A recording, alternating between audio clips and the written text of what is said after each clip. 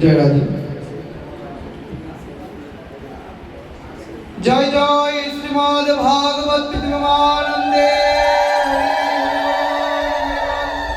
জয় জয় শ্রীমদ ভগবদ্গীতা প্রেমানন্দে। জয় জয় সর্বসাধু বৈষ্ণব হরি হরি বল মন হরি বল। দেখুন, শ্রীমদ্ ভাগবতমের প্রথম স্কন্ধের দ্বিতীয় অধ্যায়ের 22 নং শ্লোক থেকে আমরা পাঠ করব। এখানে ত্রিগুণ সম্পর্কে আলোচনা করা হয়েছে। প্রকৃতির 3টি গুণ সম্পর্কে আলোচনা করা হয়েছে। প্রকৃতির 3টি গুণ কি কি? মায়েরা, প্রকৃতির 3টি গুণ কি কি জানা আছে? গীতায় পড়েন সবাই, বলুন। হ্যাঁ, বাহ, সুন্দর।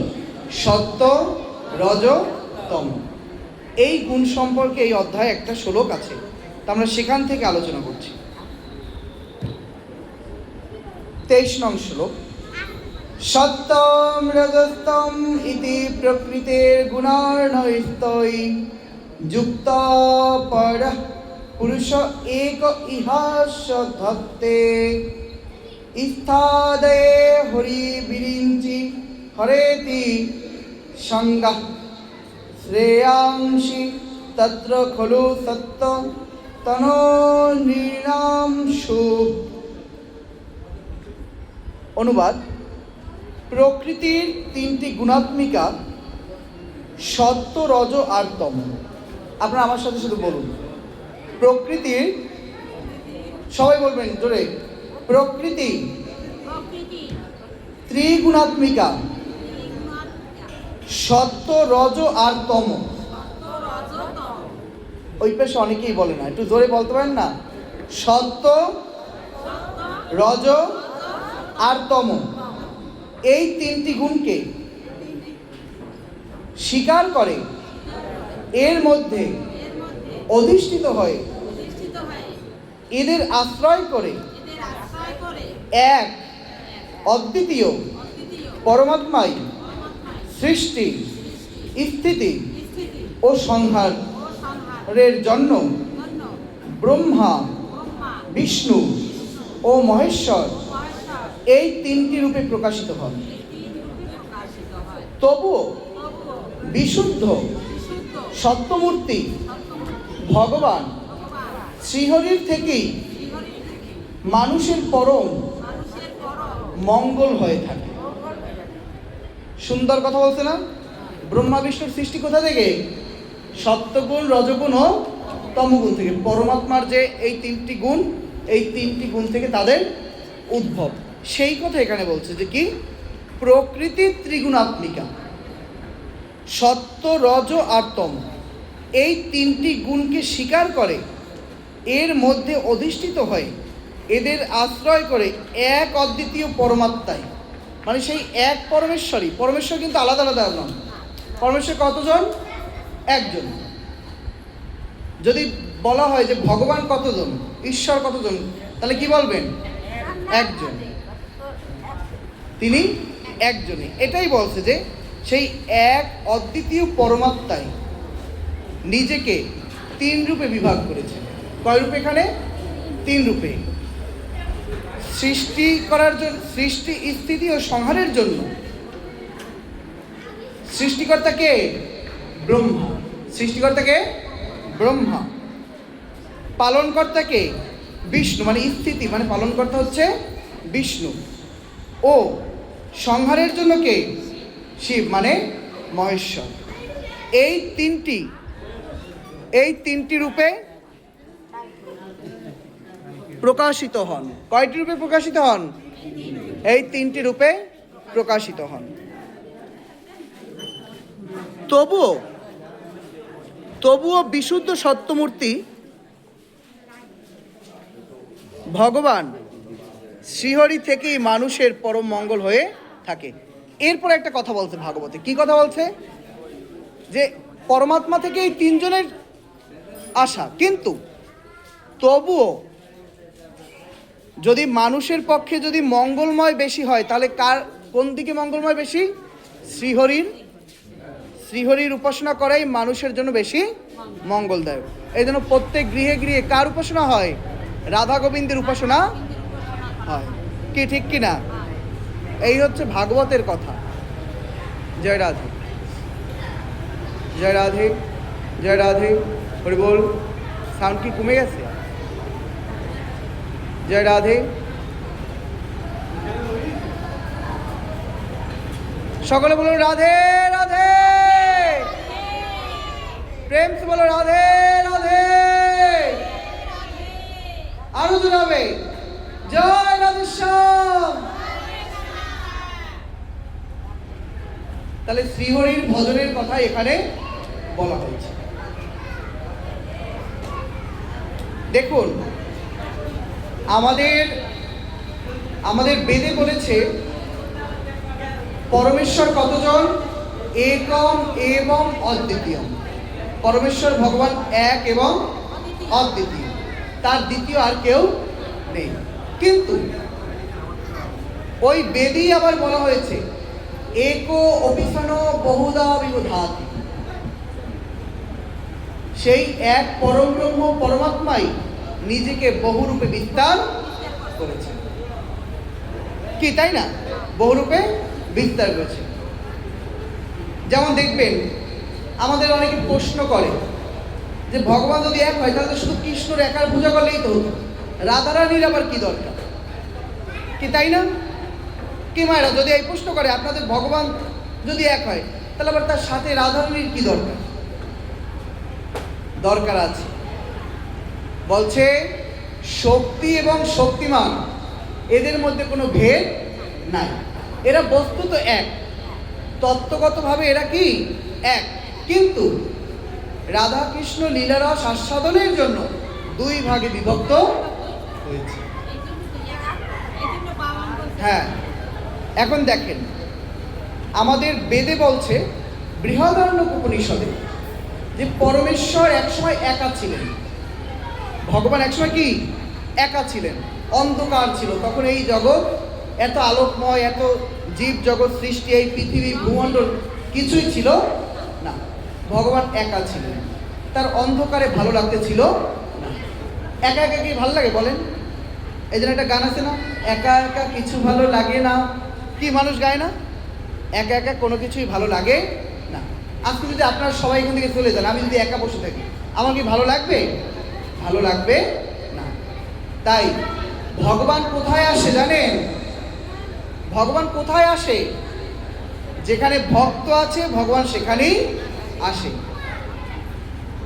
ওই দেখবেন আমরা লিফলেট ছাপাই না কীর্তনের, সেখানে লেখা থাকে কি, নাহম তিষ্ঠামি বৈকুণ্ঠে যোগিনম হৃদয় নচ মদ্ভক্তা যত্র গায়ন্তী তত্র তিষ্ঠামি নারদ। হে নারদ, আমি কোথায়? আমি বৈকুণ্ঠেও থাকি না, আমি যোগীদের হৃদয়ে অবস্থান করি না। নারদ বলেন, তাহলে প্রভু আপনি কোথায় থাকেন? বলছে যত্র গায়ন্তী তিষ্ঠা, আমার নাম গুণগান কীর্তন যেখানে হয় সেখানেই আমি উপস্থিত থাকি। তাহলে এখানে আগামীকাল থেকে নাম গুণগান কীর্তন হবে। আজকে ভাগবত কথা আস্বাদন করা হচ্ছে। তাই ওই বাচ্চাগুলোর কেউ থামাতে পারেন? ওকে বিয়ে বাড়ি পাঠাই দেন। ওই একজন ওইখানে বসে চিল্লায়, ওদিকে দৌড়ায়, পিছিয়ে দৌড়ায়, এতে ভাগবত পাঠ হয় না। তোমরা কি করো? তোমরা রাহুকে তো থামাই রাখতে পারো না? তোমরা না কমিটি? জয় রাধে।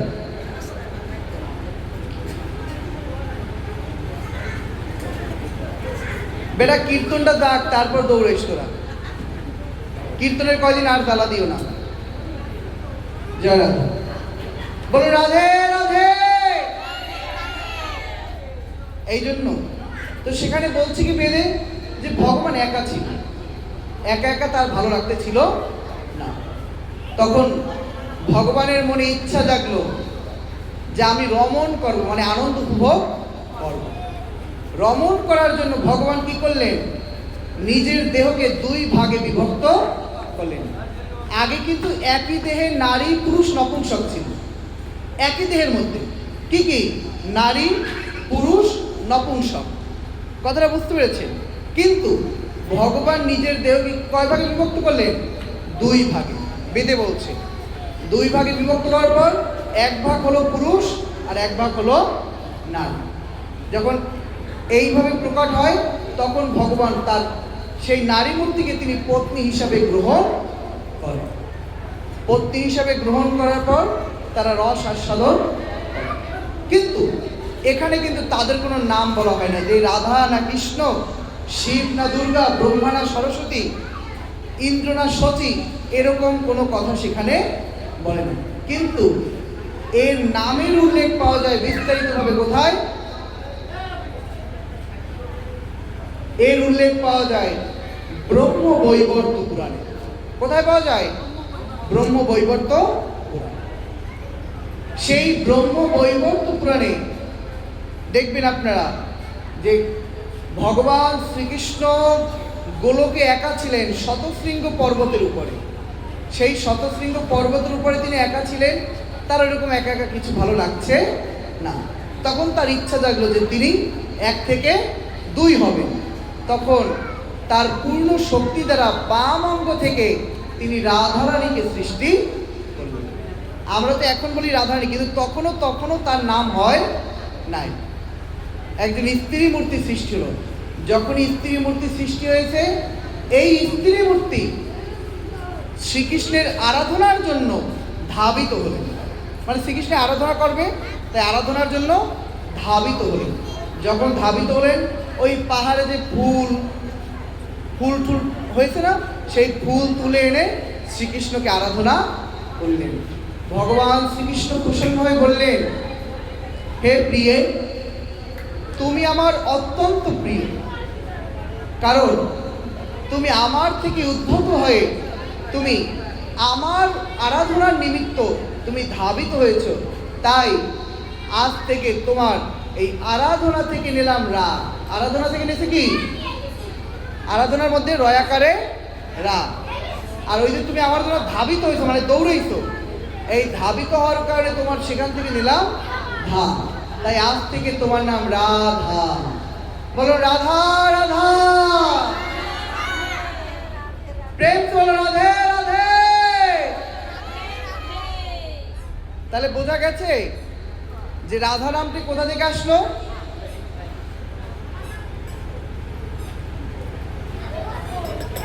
এইভাবে রাধারানী প্রকট হলেন। যখন রাধারানী প্রকট হলেন, এরপরে এই রাধারানীর লোমকূপ থেকে, তার অঙ্গ প্রত্যঙ্গ থেকে অন্যান্য সখীবৃন্দের আবির্ভাব ঘটে। এই যে ললিতা, বিশাখা, তুঙ্গবিদ্যা, চম্পকলতা, চন্দ্রাবলী, বিভিন্ন সখীরা আছে না, তুঙ্গদেবী, অষ্টসখী, এই অষ্টসখী বৃন্দের আবির্ভাব এবং এদের নিয়েই ভগবান শ্রীকৃষ্ণ গোলকে রাসলীলা করেন। এই কথা বলে না, কথা বলে না, চুপ থাকুন। তো দেখুন, এরপর বলল কি, তাহলে ভগবান কিন্তু এভাবে আসে। এরপর আস্তে আস্তে ভগবান এখন আবার তার তিনটি অবতার হল। কি কি? কারণ দক্ষায় বিষ্ণু, গর্ভদক্ষায় বিষ্ণু, ক্ষীরদক্ষায় বিষ্ণু। তিনি কারণ সমুদ্রে শায়িত রয়েছেন। এই সব কিছু কিন্তু জল ছিল। এই যে যা কিছু দেখেন সবই কিন্তু জল।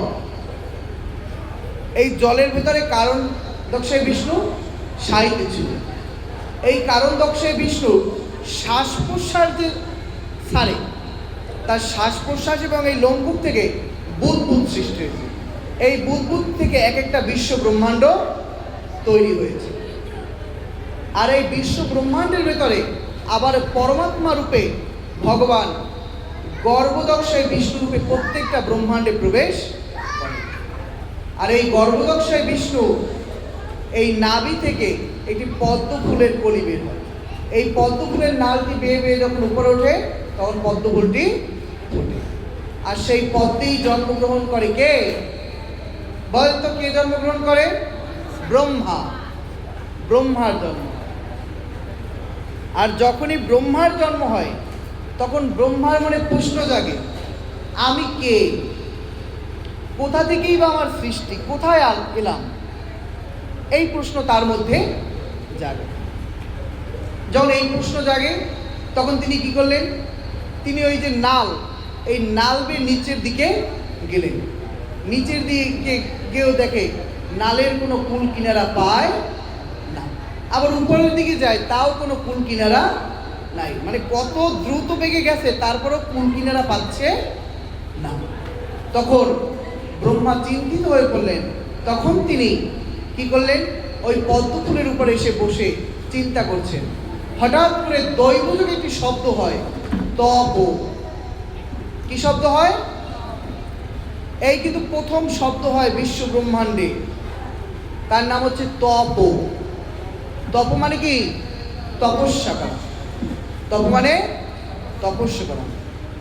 আমরা বলি না ধর্মের কয়টি অঙ্গ?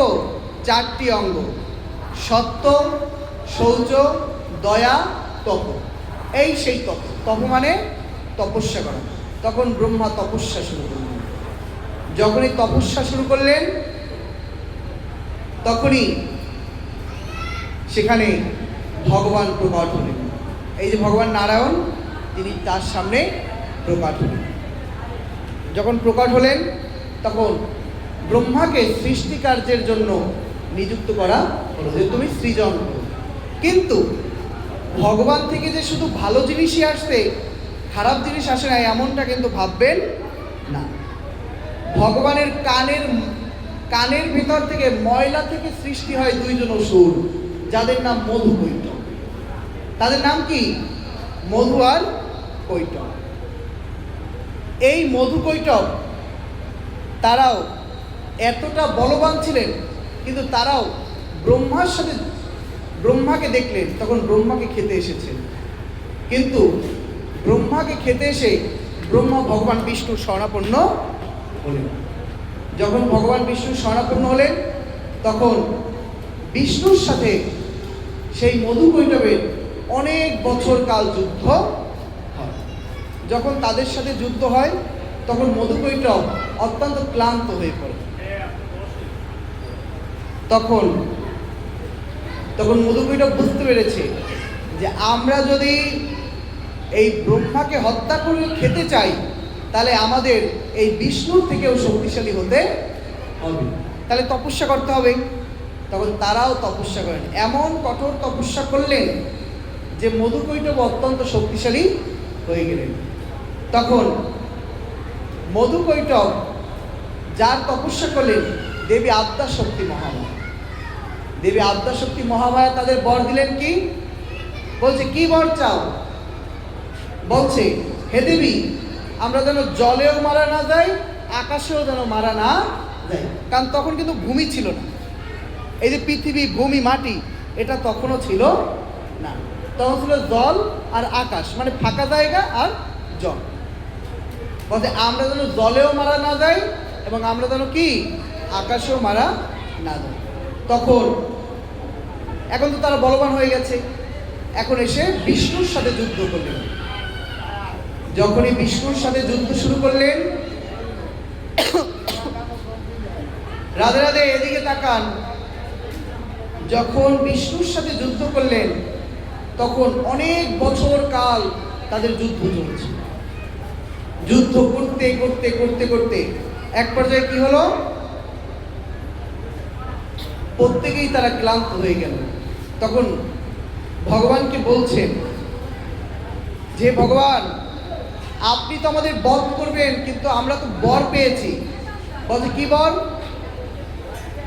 যে আমাদেরকে আপনি জলেও মারতে পারবেন না আর আকাশেও মারতে পারবেন না, তাই আমাদের তো মৃত্যু হবে না। বলছে তাই? ঠিক আছে, তাহলে আমি একটি উপায় বের করব যেখানে তোমাদের মারা যাবে। বলছে যদি আপনি উপায় বের করতে পারেন তাহলে আমাদেরকে মারতে পারবেন। বলছে ঠিক আছে। তখন ভগবান নারায়ণ কি করলেন? তার দেহটাকে অনেক বিশাল করলেন। বিশাল করবে বললেন মধুকৈটবকে ধরে তার হাত দিয়ে তার জঙ্ঘার উপরে রাখলেন। কোথায় রাখলেন? জঙ্ঘার উপরে। এই জঙ্ঘার উপরে রেখে সুদর্শন চক্র দ্বারা তাদের দুজনার শিরচ্ছেদ করলেন। কারণ জলেও মরবে না, আকাশেও মরবে না। তাহলে এই যে জঙ্ঘা, জঙ্ঘা আকাশও না, জলও না, তাই সেখানেই তাদের বধ হয়েছে। যখনই তাদের বধ হয়েছে, এই যে মধুকৈটবের যে দেহটা, এই দেহ দুইটাই পরবর্তীতে মেদিনী মানে মাটি রূপে এই পৃথিবীতে, এই জগতে আসে। আর এই মেদিনী থেকেই আসে এই যে পৃথিবী। আগে কিন্তু পৃথিবী নাম হয় নাই, আগে নাম ছিল কি? মেদিনী। মানে মধুকৈটব থেকে আসছে কি? মেদিনী। আর মেদিনীর পর এটাকে বলা হয়েছে মানে ভুলো। এটার নাম কি? ভুলো। কথাটা বুঝতে পেরেছেন? আর পৃথু মহারাজের নাম অনুসারে পরবর্তীতে হয় পৃথিবী। কথাটা বুঝতে পেরেছেন? আবার একে কেউ জম্বুদ্বীপও বলে। তো এভাবে পৃথিবী আসার পর এই পৃথিবীতে সর্বপ্রথমে জল, গাছপালা, পশু পাখি এদের সৃষ্টি হয়। এরপরে ভগবান ব্রহ্মাকে নির্দেশ করলেন, তুমি সৃজন করো। ব্রহ্মাকে কি নির্দেশ করলেন? তুমি সৃষ্টি করো। মনোযোগ দিয়ে শুনবেন, মানব জাতি কোথা থেকে আসে সেই বিষয়ে আলোচনা করছি। তখন ব্রহ্মা কি করলেন? ব্রহ্মা তার দৈব বলে 4 জন পুত্র সন্তানের জন্ম দেয়। সনক, সনন্দন, সনত কুমার এবং সনাতন। এই চতুষ্কুমারের আবির্ভাব ঘটে। এই চতুষ্কুমারকে ব্রহ্মা বেদের জ্ঞান দেয়। বেদের জ্ঞান দেওয়ার পর ব্রহ্মা বলেন, হে পুত্র, এই পৃথিবীতে তোমরা যাও, আমি তোমাদের জন্য নারী মূর্তি সৃষ্টি করব। তোমরা 4 ভাই 4 জন স্ত্রীকে বিবাহ করে পৃথিবীতে কি করো? মানব জাতির সৃজন করো, সৃষ্টি করো, সৃষ্টি বৃদ্ধি করো। চতুষ্কুমারগণ বললেন, পিতা, আপনি যে আমাদের বেদের জ্ঞান দিলেন, এই বেদ পড়ে আমরা জানতে পারলাম এটাই যে বিষ্ণুর পরম পদ প্রাপ্ত হওয়াই হচ্ছে সকল জীবের একমাত্র উদ্দেশ্য। এই জন্য দেখবেন যারা তিলক ধারণ করে একটা মন্ত্র বলে, ওম তদ্বিষ্ণু পরমম পদম সদা পশ্যন্তি সুরয় দেবী বজ্জক সুরাততম। তখন এই কথা যখন বললেন, তখন বললেন যে আর আমরা এটাও জানতে পেরেছি যে এই জগতে প্রবেশ করলেই মায়া আমাদেরকে আঁকড়ে ধরবে। কারণ এই জগৎ কার অধীন? মহামায়ার অধীন। এই জন্য এখানে আসলে মায়ার ফাঁদে পড়তেই হবে। এই জন্য ঠাকুর রামকৃষ্ণ পরমহংসদেব একটা কথা বলতেন, পঞ্চভূতের ফাঁদে ব্রহ্ম পড়ে কাঁদে। এই পঞ্চভূতের ফাঁদে যে ব্রহ্ম যদি নিজেও এসে পড়ে, তাও তাকে কাঁদতে হয়। তখন তারা বিবাহ করবে না। এখন ব্রহ্মা তো খেপে গেছে যে কি, তোমরা সৃজন করবে না, বিবাহ করবে না?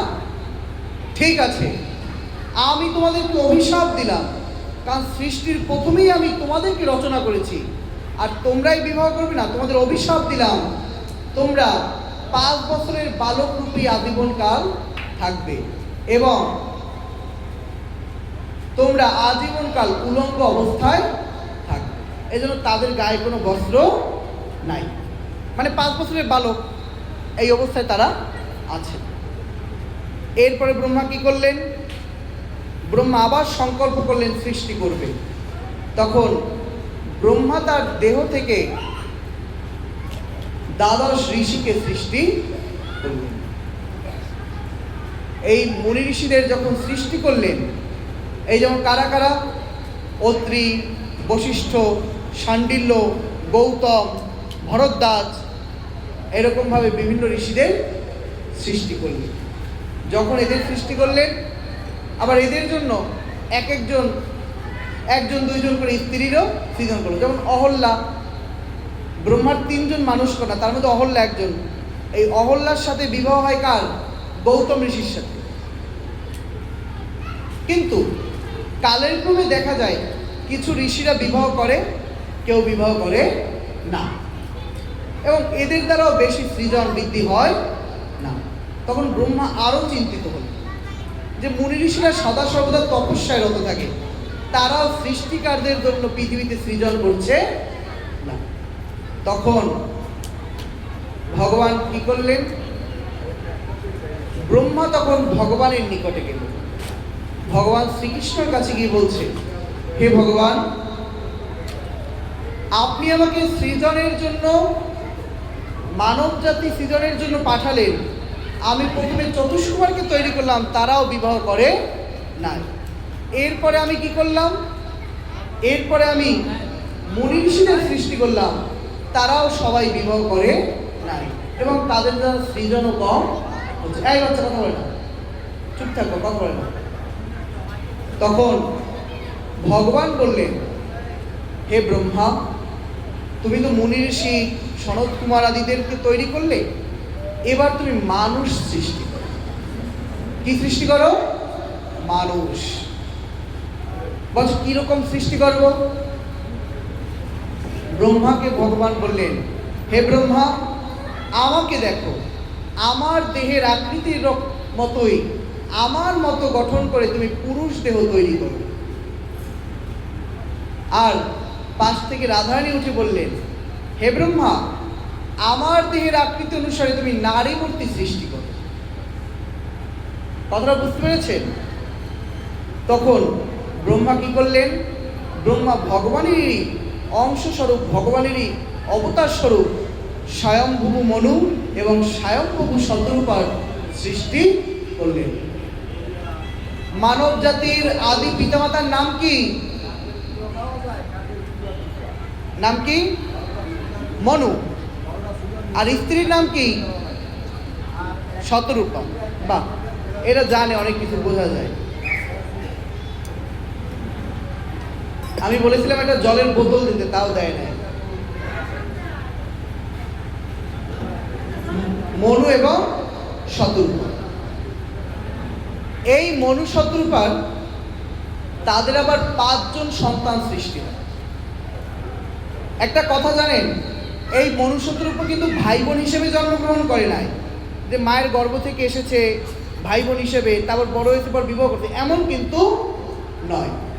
এই মনু শতরূপা স্বামী স্ত্রী রূপেই ভগবানের অবতার রূপে এই জগতে আসছে, এবং তাদের আলাদাভাবে ওরকম বিবাহ আদিও সম্পন্ন হয় নাই। তারা স্বামী স্ত্রী রূপে ঈশ্বর থেকে আসছে। আসার পর তাদের মিলনের ফলে 5 জন সন্তানের সৃষ্টি হয়। 5 জন সন্তান হয়, 3টা মেয়ে, 2টা ছেলে। এই যে 3টা মেয়ে, এই 3টা মেয়েকে আবার বিবাহ দেয় কাদের সাথে? ওই যে ঋষিরা, ওই যে ব্রহ্মার শরীর থেকে ঋষিদের তৈরি হয়েছে, তাদের সাথে বিবাহ দেয়।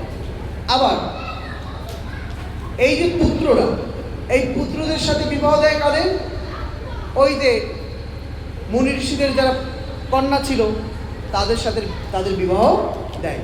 তাহলে এখান থেকে একটা বিষয় আমরা দেখতে পাই, সনাতন ধর্ম ভাই বোনে বিবাহ সৃষ্টি শুরু থেকেই নাই। কথাটা বুঝতে পেরেছেন?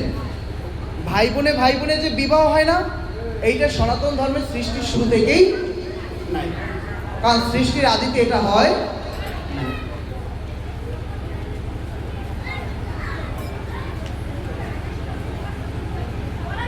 তাই এখনো আমাদের সনাতন সংস্কৃতির মধ্যে দেখা যায় ভাই বোনে বিবাহ হয় না। এদেরকে কেউ সরাই দিতে পারে? এরা তো নিজেরা শ্রবণ করবেই না, আর মানুষকেও শুনতে দেবে না ভাগবত পাঠ। গার্ডিয়ান ঠিকই আছে, কিন্তু কি করবে, পোলাপান তো। সকলে বলো রাধে রাধে, প্রেম তো বলো রাধে রাধে। আমার কথা কি বোঝা যায় আমি কি বলছি? আপনারা কি বুঝতে পারছেন?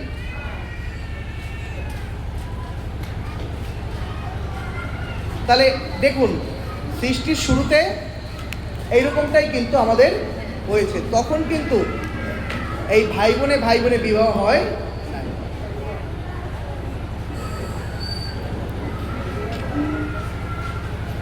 আর একটা বিষয় কি জানেন, তখন কিন্তু এই যে আমাদের যে বর্ণবাদ আছে না, এই যে আমরা কই না ব্রাহ্মণ, ক্ষত্রিয়, বৈশ্য, শূদ্র, তখন কিন্তু এগুলোরও সৃষ্টি হয় না। এগুলো পরবর্তীকালে আমরা জাত ভেদাভেদ করার জন্য আমরা এগুলো করেছি, কিন্তু ভগবান কিন্তু এইভাবে আমাদেরকে সৃষ্টি করে না। এই বর্ণ ব্যবস্থাটা ছিল এমন, বলা হয়েছে যে মনু মহারাজের তিনি একই দেহে ব্রাহ্মণ, ক্ষত্রিয়, বৈশ্য, শূদ্র ছিলেন। তার একই দেহে কি ছিলেন? ব্রাহ্মণ, ক্ষত্রিয়, বৈশ্য ও শূদ্র ছিলেন। আলাদা আলাদা দেহ নয়, কিন্তু একই দেহে। আর বেদে বলছে কি? বেদে বলছে পরমেশ্বর ভগবান বিরাট এক পুরুষ। ঋগ্বেদ পড়বেন, ঋগ্বেদে বলছে বিরাট এক পুরুষ, তার মস্তক হচ্ছে ব্রাহ্মণ, তার মস্তক কি? বাহু হচ্ছে ক্ষত্রিয়, উদর হচ্ছে বৈশ্য, আর চরণ হচ্ছে শূদ্র। এখানে কি বলছে যে ভগবানের আলাদা আলাদা ভগবান 4টা রূপ ধারণ করছে, একটা ব্রাহ্মণ, একটা ক্ষত্রিয়, একটা বৈশ্য, একটা শূদ্র। আর এই 4টা থেকে যাদের বংশ আসছে, তারা ব্রাহ্মণ হইছে, তারা ক্ষত্রিয় হইছে, তারা বৈশ্য হইছে, তারা শূদ্র হইছে, এমন কথা কিন্তু শাস্ত্রে বলে নাই। কিন্তু আমরা এই বিষয়টাকে জন্মবাদে নিয়ে গেছি, কিন্তু এমনভাবে কিন্তু ভগবান বর্ণ বিভেদ করে নাই। মূল কথা শাস্ত্রের এটাই, আমরা সকল মানব জাতি একই দেহে ব্রাহ্মণ, ক্ষত্রিয়, বৈশ্য ও শূদ্র। যেমন কেমন? এই যে মায়েরা কথা শুনুন, আপনারা দীক্ষা পেয়েছেন কে কে? হাত জাগান তো।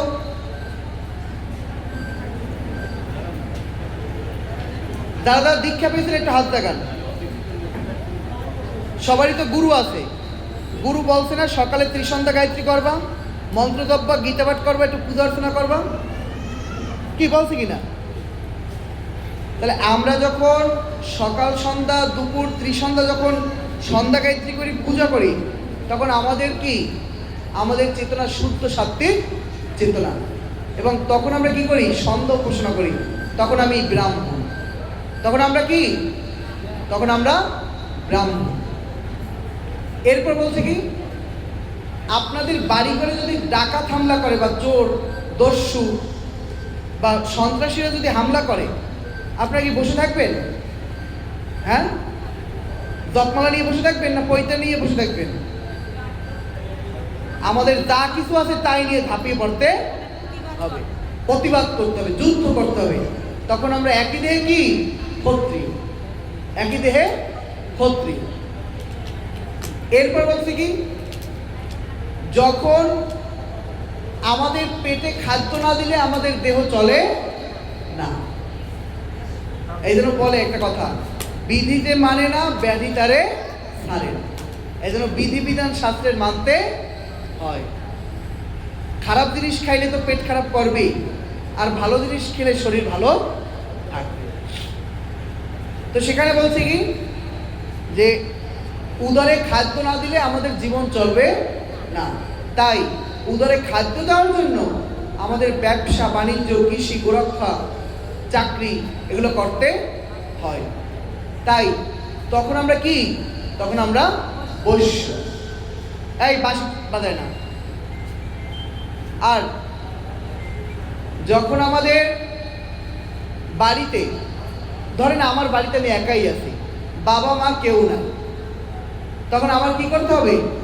ঘরের যত সেবা কার্য আছে, থালা বাসন ধোয়া, লাগবে না, জল লাগবে না, জল আনছে, ওরা নিয়ে দাও, ওরা নিয়ে দাও, ওরা নিয়ে দাও। এই যে জল আনছে, পাইছে, তুমি নিয়ে যাও, ওইটা নিয়ে যাও, আবার ওইটা রাখি আসো। জয় রাধে। তো তখন ঘরের সেবা কর্ম কার করতে হয়? আমাকে একাকেই করতে হবে। তো তখন আমি কি? তখন আমি শূদ্র। তাহলে এখান থেকে প্রমাণ পেল কি? আমরা একই দেহে ব্রাহ্মণ, ক্ষত্রিয়, বৈশ্য ও শূদ্র। এজন্য শাস্ত্রে বলছে, স্কন্দ পুরাণের নাগরখণ্ডে জন্মনা জায়তে শূদ্র সংস্কারা দ্বিজাচ্যতে। বলছে কি, জন্মগতভাবে দ্বিজাতিগণ সবাই কি থাকে? শূদ্র থাকে। জন্মের সময় আপনি যুদ্ধও করতে পারেন না, আপনি কি ব্রহ্মগায়ত্রীও জপ করতে পারেন না, আপনি বেদ পাঠও করতে পারেন না, এবং কি আপনি ব্রহ্মকেও তখন জানতে পারেন না। তাই জন্মগতভাবে আমরা সবাই কি থাকি? শূদ্রবৎ থাকি। সংস্কারা দ্বিজোচ্চ, দশবিধ সংস্কার, ষোড়শ সংস্কারের দ্বারা আমরা দ্বিজত্ব প্রাপ্ত হই। এরপরে পত্রী সংহিতায় বলছে বেদ পাঠাৎ ভবেৎ বিপ্র, যিনি বেদ পাঠ করেন তিনি কি? তিনি বিপ্র। আর শতপথ ব্রাহ্মণে বলছে বেদের ব্রহ্ম জানাতি ইতি ব্রাহ্মণ, যিনি ব্রহ্মকে জানেন তিনি ব্রাহ্মণ। বুঝতে পেরেছেন কথাটা? যিনি কাকে জানেন? ব্রহ্মকে যিনি জানেন তিনি ব্রাহ্মণ। এই জন্য আমরা জাতি ভেদাভেদ করব না। ওই যে কই ধোপা নাপিত সাহা কর্মকার, এগুলো হইতে পরবর্তীতে আসছে, এগুলো বল্লাল সেনের আমলে আসছে।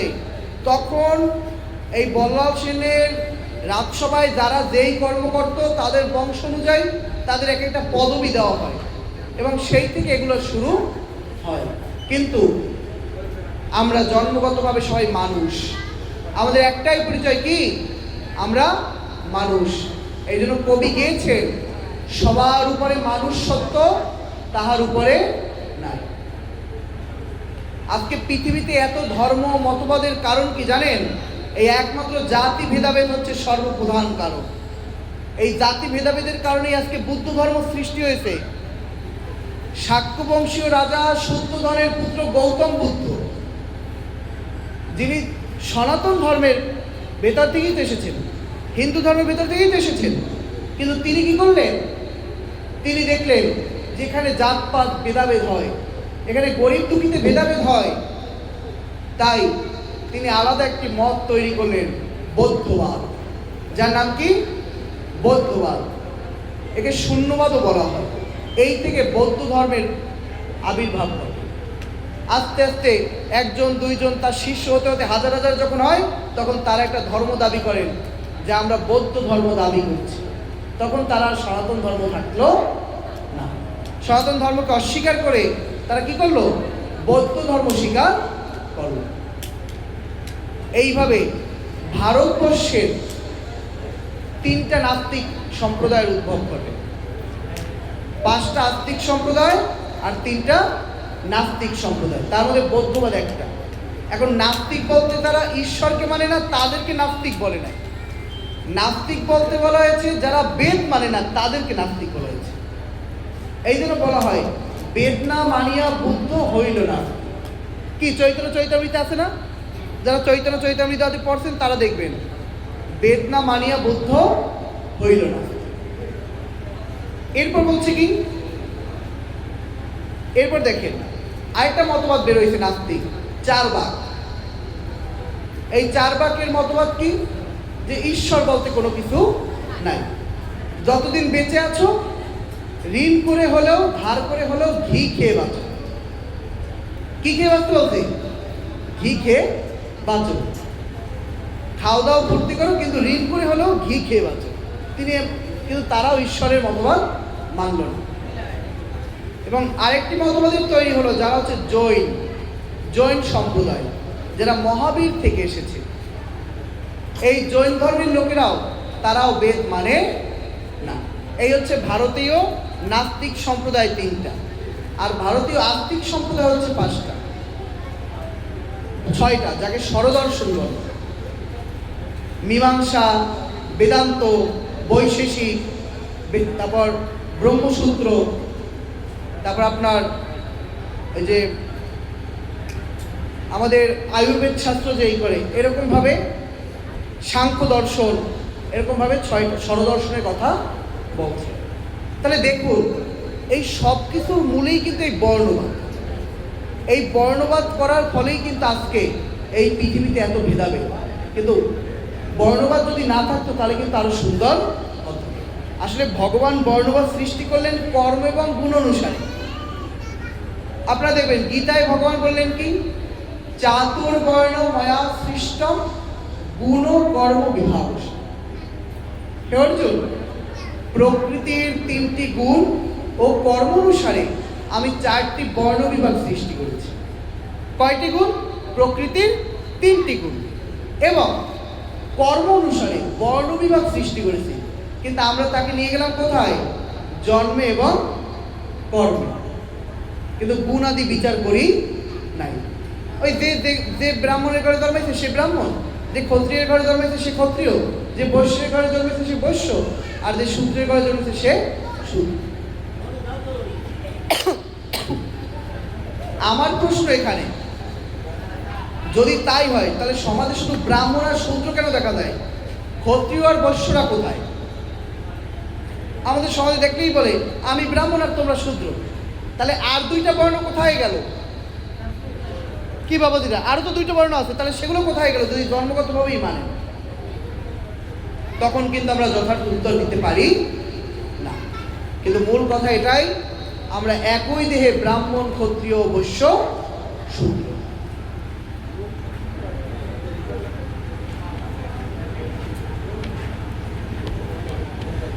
দেখুন,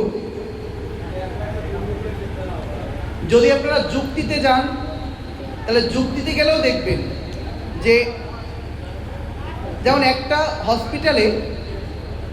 হসপিটালে যদি ব্রাহ্মণ ঘরের বউ নিয়ে গেছে তিনি অন্তঃসত্ত্বা, ক্ষত্রিয়ের ঘরের বউ নিয়ে গেছে তিনি অন্তঃসত্ত্বা, বৈশ্যের ঘরের বউ নিয়ে গেছে তিনি অন্তঃসত্ত্বা, শূদ্রের ঘরের বউ নিয়েছে তিনি অন্তঃসত্ত্বা, তাই না?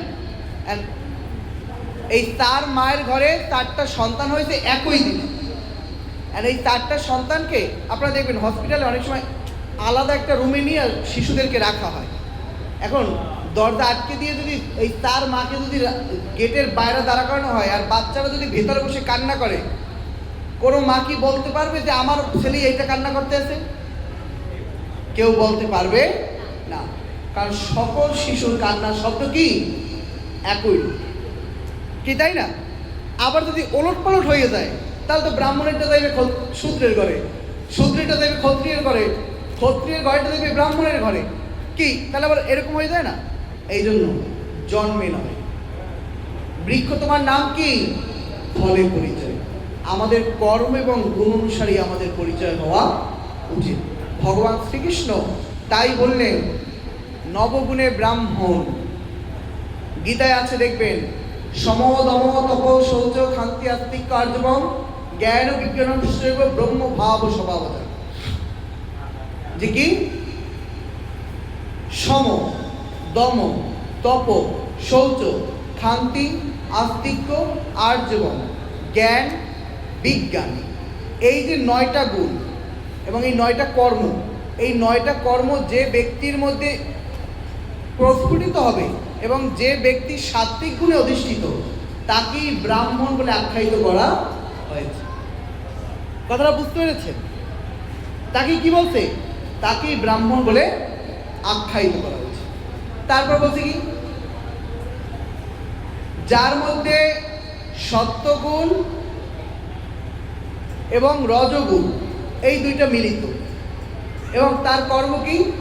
যুদ্ধ, আত্মরক্ষা, দেশ পরিচালনা করা, এই হচ্ছে ক্ষত্রিয়। কথাটা বুঝতে পেরেছেন? তাকে সেই রকম ব্যক্তিকে ক্ষত্রিয় বলে দাবি করা হয়েছে। তারপর বলছে কি? যার মধ্যে রজগুণ এবং তমগুণ পরিপূর্ণ এবং তার কর্ম কি? ব্যবসা, বাণিজ্য, কৃষি, গোরক্ষা, তাকে বলা হয়েছে কি? তাকে বলা হয়েছে বৈশ্য। এই কিন্তু গুণ এবং কর্ম অনুসারে বর্ণ বিভাগ, বোঝার চেষ্টা করবেন। এরপর যিনি পরিপূর্ণরূপে তামসিক জ্ঞানে আচ্ছন্ন, তামসিক গুণে আচ্ছন্ন এবং তার একটাই কর্ম কি? সেবা। যদি সেবা না করে পেটে অন্ন জোটে না, আর যদি পেটে অন্ন না জোটে তাহলে কি সে বাঁচতে পারে? মায়েরা বাঁচতে পারে না। তাই তাকে বলা হয়েছে শূদ্র।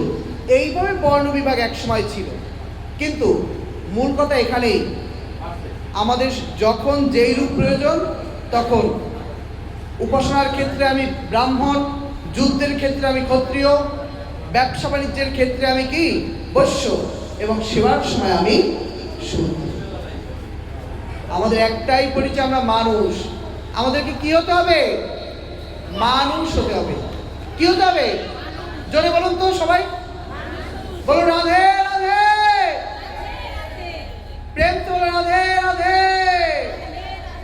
তাহলে আমাদের মানুষ হতে হবে। এই জন্য, কারণ মানুষ না হলে, যথার্থ মানুষ না হলে ভগবানকেও লাভ করা যায় না। সৃষ্টির সেরা জীব মানুষ। দেখবেন বাইবেলে বলেছে man is the best creation of god. মানুষ হচ্ছে সৃষ্টির সর্বশ্রেষ্ঠ জীব। আমাদের পার্শ্ববর্তী যে ধর্মমত ইসলাম, মুসলিম বলেন যাদের, তাদের কোরআনেও বলছে আশরাফুল মাখলুকাত, মানুষ হচ্ছে সৃষ্টির সর্বশ্রেষ্ঠ জীব। আর আমাদের বেদে কি বলছে? সৃষ্টস্য শিরভূষণম হি মানবম, মানুষ হচ্ছে সৃষ্টির সর্বশ্রেষ্ঠ জীব। কিন্তু বড়ই দুঃখের বিষয়, আমরা মানুষ হতে পারি নাই। আমরা কি হতে পারি নাই? আমরা যথার্থ মানুষ হতে পারি নাই। মানুষের মতো আকার পেয়েছি ঠিকই, কিন্তু মানুষ হই নাই। তাই কৃষ্ণদাস কবিরাজ গোস্বামী চৈতন্য চৈতামৃতে বর্ণনা করলেন, মনুষ্য আকার হইলে কি হয়, করহ ভূতেরও কাম। মানুষের মতো আকার হইলে কি হয়? আমরা করি ভূতের মতো কাজ। কিসের মতো কাজ করি? ভূতের মতো কাজ করি। যেমন দেখেন, ভগবান গীতায় বললেন, হে অর্জুন, তস্মাৎ শাস্ত্র প্রমাণম কার্যম কার্য ব্যবস্থিত। অর্জুন, শাস্ত্রই তোমার একমাত্র প্রমাণ, তুমি শাস্ত্র মেনে কর্ম করো। কি শাস্ত্র মেনে আমাদের কর্ম করা উচিত না? এখন দেখেন, গতকালকে কি গেল? অক্ষয় তৃতীয়া। কিন্তু আপনারা দেখবেন এই অক্ষয় তৃতীয়ার দিনেও অনেক মানুষ আমিষ আহার করেছে। আমিষ আহার করেছে, মাছ, মাংস, পেঁয়াজ, রসুন, ডিম এগুলো ভক্ষণ অনেকেই করেছে। কিন্তু আমাদের শাস্ত্রে বলছে এই অক্ষয় তৃতীয়ায় এমনই এক পুণ্য লগ্ন, পুণ্য তিথি, যেই তিথিতে যেই কর্ম আমরা করব, ভালো কর্ম করলে তাও অক্ষয় হয়ে থাকে, খারাপ কর্ম করলে তাও অক্ষয় হয়ে থাকে। কিন্তু বড়ই দুঃখের বিষয়, সনাতন ধর্মের মানুষ বিধিবিধান এখনো অনেকে মেনে চলে না। এই জন্য হিন্দুদের দুর্দশা। হিন্দুদের কি দশা? দুর্দশা। আর মানবেই বা কিভাবে? আমরাও শিখি নাই, আমার বাপমারাও শিখে নাই, তার আগেরটাও ঠিক মতো ধর্মকর্ম শিখে নাই। এখন তো আধুনিক যুগে এসে আমরা ভালোই ধর্মকর্মের দিকে অগ্রসর হয়েছি, কিন্তু আগেকার মানুষ এত জপ তপ, একাদশী, তুলসীর মালা গলায় কয়জনের তিলক করতো তা দেখা যেত। আগে দেখতাম ওই কিছু ভেগদারি গোসাইরা আসতো, ভেগদারি কিছু মায়েরা আসতো, তার ওই তিলক করঙ্গ লইয়া ওই হরিনাম করতো আর বাড়িতে ওই ভিক্ষা করতো। এই দেখতাম বৈষ্ণব। কিন্তু এখন দেখবেন, এখন কিন্তু অনেক প্রচারের মাধ্যমে আমাদের বিভিন্ন জায়গায় সবারই কণ্ঠে তুলসীর মালা, রুদ্রাক্ষের মালা, তারপর দেখবেন যে কি একাদশী করছে, তারা হরিনাম করছে, দীক্ষা গ্রহণ করছে। কিন্তু আগে কিন্তু এতটা প্রচার ছিল না। দিন যত যাবে আরো কি হবে? আধুনিকতার ছোঁয়ায় আরো আপডেট হবে। এই জন্য আমাদের ধর্মের পথ অগ্রসর করা উচিত, ধর্মের পথ অনুসরণ করা উচিত। ধর্মের পথে যদি আমরা অনুসরণ না করি তাহলে আমাদের কি হবে? আমাদের দুর্গতি হবে। শুনুন, এই দিন নয়, আরো দিন আছে। ভাববেন না যে আজকে খেলাম কেউ দেখলো না, কি তাই না? আজকে খেলাম আর কেউ দেখলো তো না। কে বলছে দেখে নাই? সাক্ষী রূপে ভগবান আমাদের মধ্যে আছে, তিনি সব দেখছেন। সাক্ষী রূপে চন্দ্র সূর্য আছে, গ্রহ নক্ষত্র আছে, পঞ্চভূতেরা আছে, পঞ্চদেবতারা আছে, তারা দেখছেন। আর সর্বপ্রধান বড় সাক্ষী হচ্ছে আমার ভেতরে যে পরমাত্মা, তিনি আমার ভেতরে থেকে সবকিছু দর্শন করছেন, তিনি সব কিছু দেখছেন। এই জন্য সাবধান, এখনো সময় আছে। শাস্ত্রগ্রন্থ মেনে কর্ম করুন। শাস্ত্রগ্রন্থ মেনে যদি আমরা কর্ম না করি, তাহলে আমরা কোনোদিনও সুখ লাভ করতে পারবো না, আমাদের কোনোদিনও শান্তি প্রাপ্ত হবে না। দেখুন, এই যে শ্রীমদ্ ভাগবত, এই শ্রীমদ্ ভাগবত পাঠ করেছেন কে আর শ্রবণ করেছেন? রাধে রাধে। শ্রীমদ্ ভাগবত পাঠ করেছেন কে আর শ্রবণ করেছেন কে? বলতে পারবেন? প্রতিদিনই কিন্তু শোনেন কম বেশি। পাঠ করেছেন সুখদেব, আর শ্রবণ করেছে পরীক্ষিত মহারাজ এবং ঋষিগণ, তাই না? আচ্ছা, এই যে শুকদেব, সুখদেব গোস্বামীর নাম কেন শুকদেব রাখা হলো, জানা আছে কি? সেটা তো আছেই, কিন্তু তার নাম কেন শুকদেব? আমরা এখন একটু শুকদেবের জন্ম কথা শুনি। বাবারা, কেউ কথা বলবেন না দয়া করে, রাধে রাধে। আপনারা যদি কথা বলেন তাহলে ভাগবত পাঠে ব্যাঘাত ঘটে, আর ভাগবত পাঠে ব্যাঘাত ঘটলে অপরাধ হয়। যতই পুণ্য করি না কেন, এত টাকা পয়সা কালেকশন আদি করে এই ধর্মকর্মের প্যান্ডেল সাজিয়ে আমরা কীর্তন বাজনা যাই করি না কেন, সকল পুণ্য ক্ষয় হয়ে যায় যদি ভাগবত পাঠে ব্যাঘাত ঘটে। এই জন্য ভাগবত পাঠে ব্যাঘাত ঘটাতে নাই। কি বলছে? শুকদেব গোস্বামীর জন্ম কথা শুনুন। তাই এই বিষয়ে জানতে গেলে আমাদের যেতে হবে পদ্মপুরাণে। পদ্মপুরাণে মহাদেব এবং দেবী পার্বতী এই দুজনার ভিতরে কথোপকথন হচ্ছে।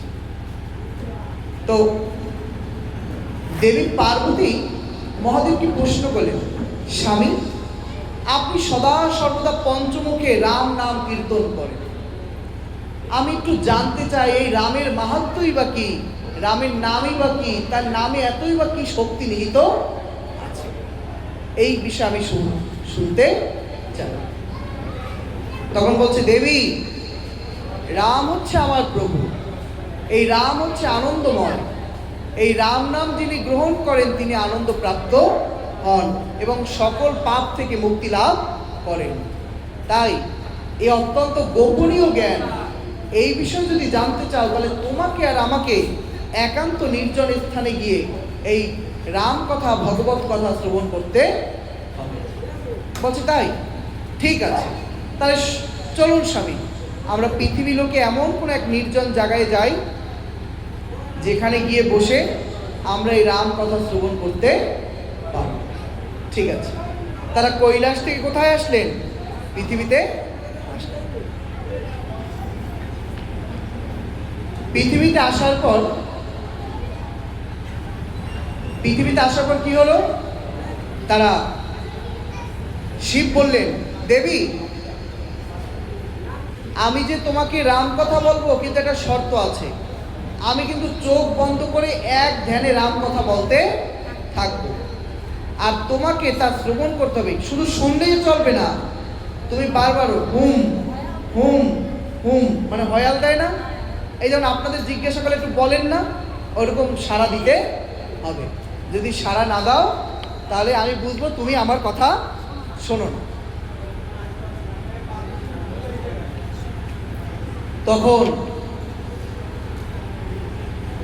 তখন দেবী পার্বতী রাজি হলেন, ঠিক আছে। তখন মহাদেব ধ্যানে বসে এই রাম কথা, রামের লীলা কথা আলোচনা করছে। যখন আলোচনা করছেন তখন এরকম পার্বতী দেবী বারবার শুনছেন এবং এরকম করছেন, আবার শিব বলছেন, আবার বলছেন এরকম ভাবে কি করছে? বারবার হু হু করছে, সাড়া দিচ্ছে। কিন্তু কালের ক্রমে যোগনিদ্রায় আচ্ছন্ন হয়ে দেবী দুর্গার কি হলো? ঘুম আসে। কিন্তু ওখানে যেই গাছের নিচে বসে আলোচনা হয়েছে, ওই গাছের ভেতরে কুঠুরির মধ্যে একটা শুক পাখি ডিম পেড়ে রেখে গেছে। ওই ডিম পাখি, ওই ডিম থেকে ওই রামকথা শ্রবণ করতে করতে একটি পাখির জন্ম হয়েছে। আর ওই পাখিটি ওখানে বসেই ওই রামকথা শুনছে এবং আনন্দ পাচ্ছে। তো ওই পাখি তো সব শুনছে প্রথম থেকে, তো তার মনে আছে যদি হুম না বলে তাহলে তো কি করবে, ভাগবত কথা বন্ধ করে দেবে, তাহলে তো আর বলবে না। তখন দেবী পার্বতী যখন ঘুমিয়ে গেলেন, মহাদেব যখন বলছেন, তখন ওই পাখি বারবার হুম হুম এরকম সাড়া দিচ্ছে।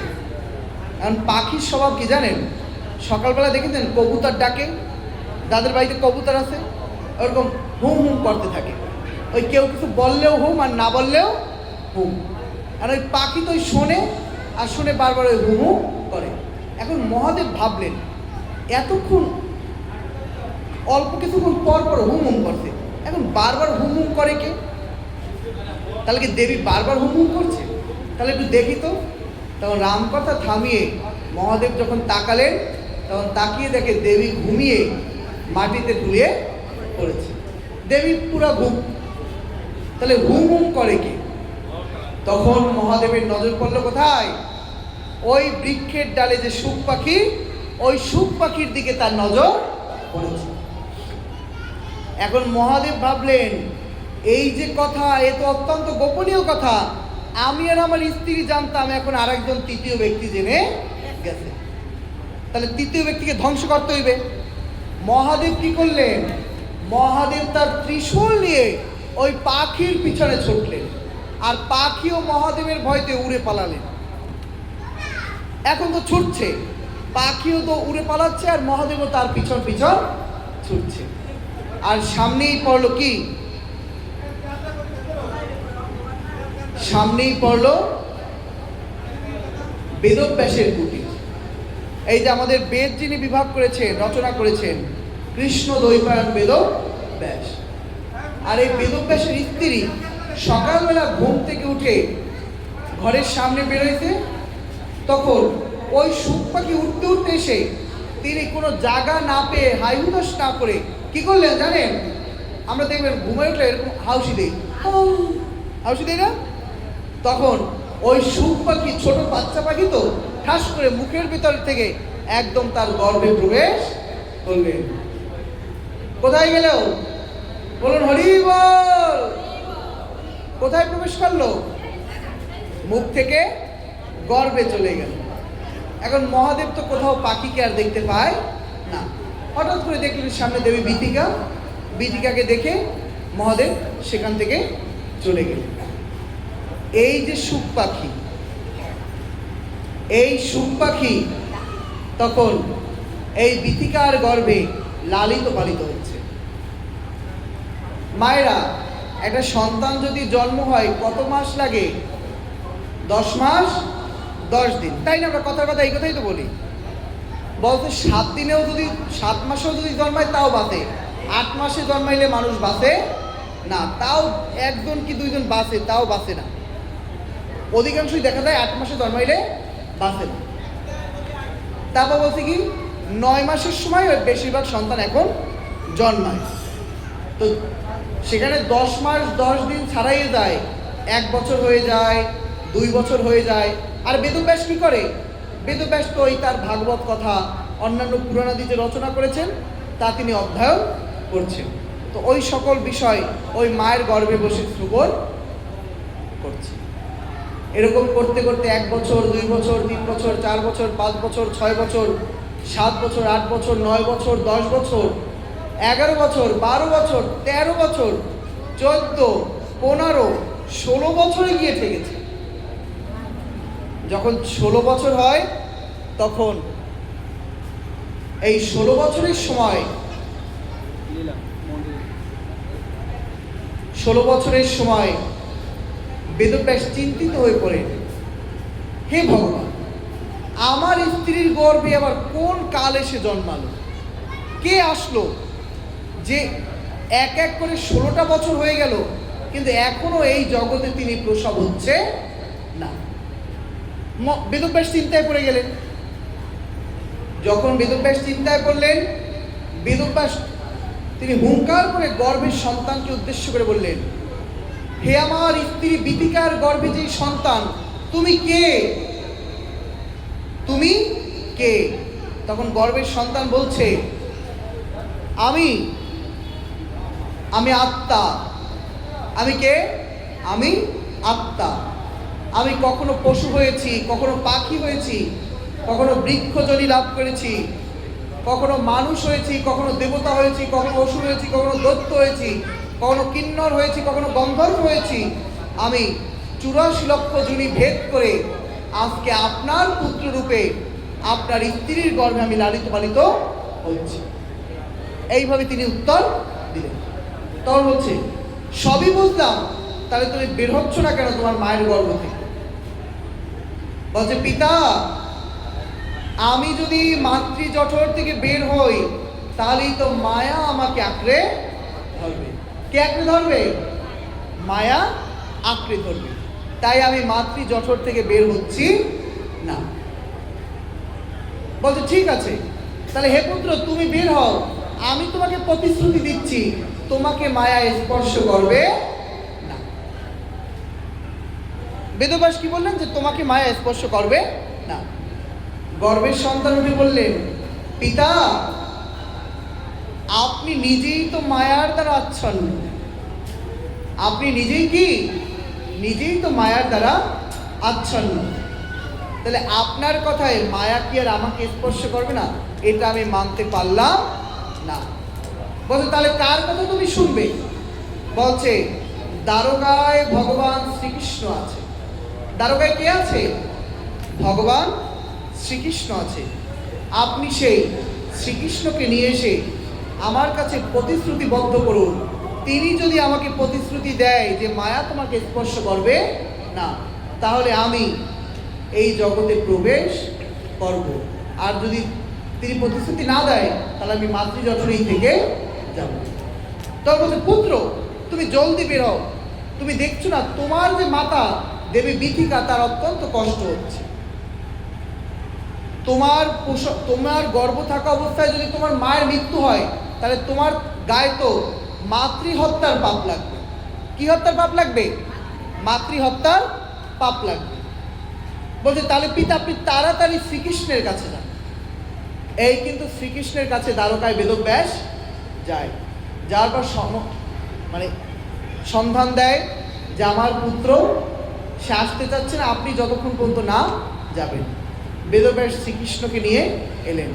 শ্রীকৃষ্ণ এসে বললেন, হে পুত্র, তুমি তোমার পিতার কথা মেনে এবং আমার প্রতিশ্রুতি অনুসারে তুমি তোমার মাতৃ জঠর থেকে বের হও। আমি তোমাকে বর প্রদান করছি, তোমাকে মায়া স্পর্শ করবে না। মায়া তাকে কি করবে না? স্পর্শ করবে না। তখন শ্রীকৃষ্ণ চলে যাওয়ার পর দেবী বিথিকার গর্ভ থেকে এই যে পুত্র সন্তান শুকদেব গোস্বামী 16 বছরের যুবকের ন্যায় তিনি বের হয়ে আসলেন। যখন বের হলেন, তখন মাতা পিতার দিকে না তাকিয়ে, উপনয়ন সংস্কার দিয়েও তার হয় নাই, কিন্তু সন্ন্যাস গ্রহণের নিমিত্তে তিনি বনের পথে হাঁটতে লাগলেন। কোথায় হাঁটতে লাগলেন? বনের পথে। মাকে মাও ডাকে নাই, বাবাকে বাবাও ডাকে না, তাদের দিকে তাকায়ও নাই, সোজা হাঁটা শুরু করলেন। মানে ওই যে মায়া নাই, মায়া তাকে স্পর্শ করতে পারছে না। তখন এইভাবে হাঁটতে হাঁটতে চলে যাচ্ছে।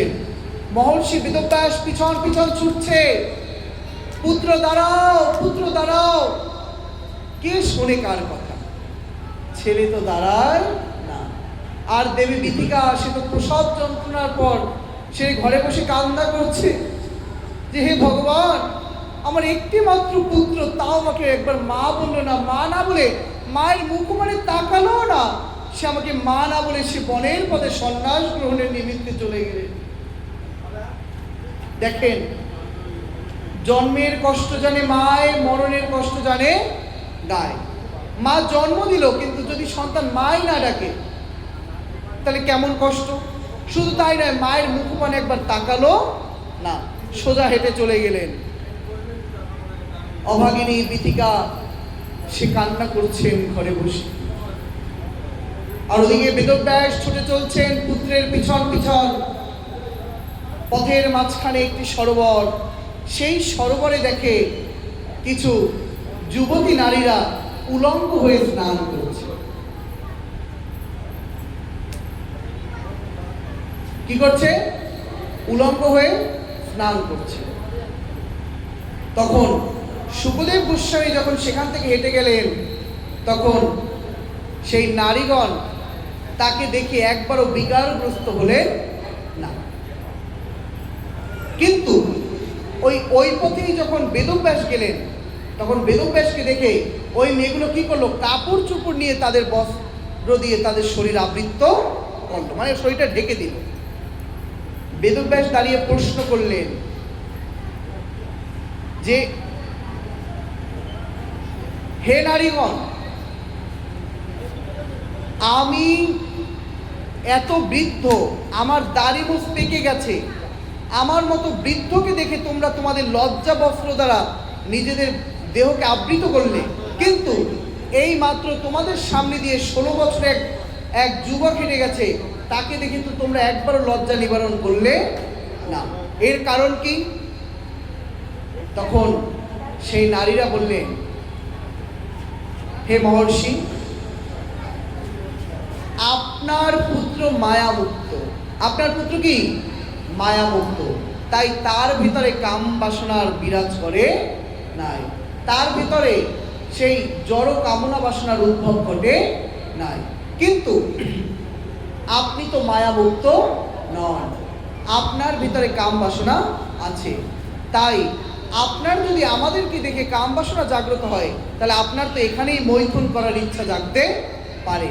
তাই আপনাকে দেখে আমরা আমাদের বস্ত্র দ্বারা নিজেদেরকে আবৃত করলাম, কিন্তু ওই মুক্ত মায়ামুক্ত পুরুষকে দেখে আমরা আমাদের বস্ত্র আবৃত করলাম না। বলো রাধা কৃষ্ণ বিদ্যমানন্দে হরি হরি বল হরি বল।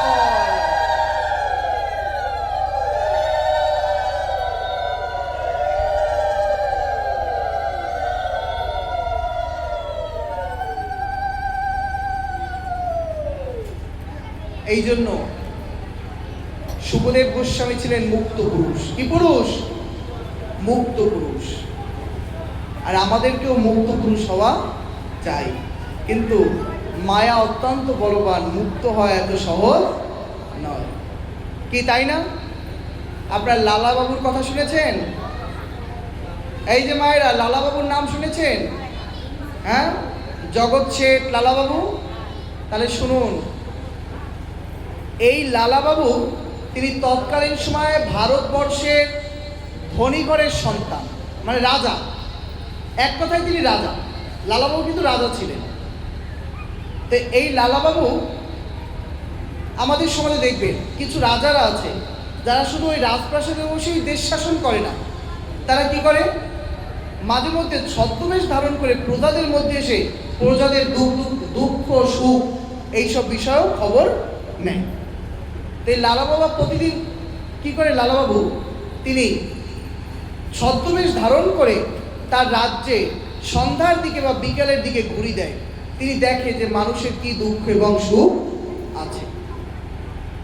এইভাবে যখন দেখছে, তখন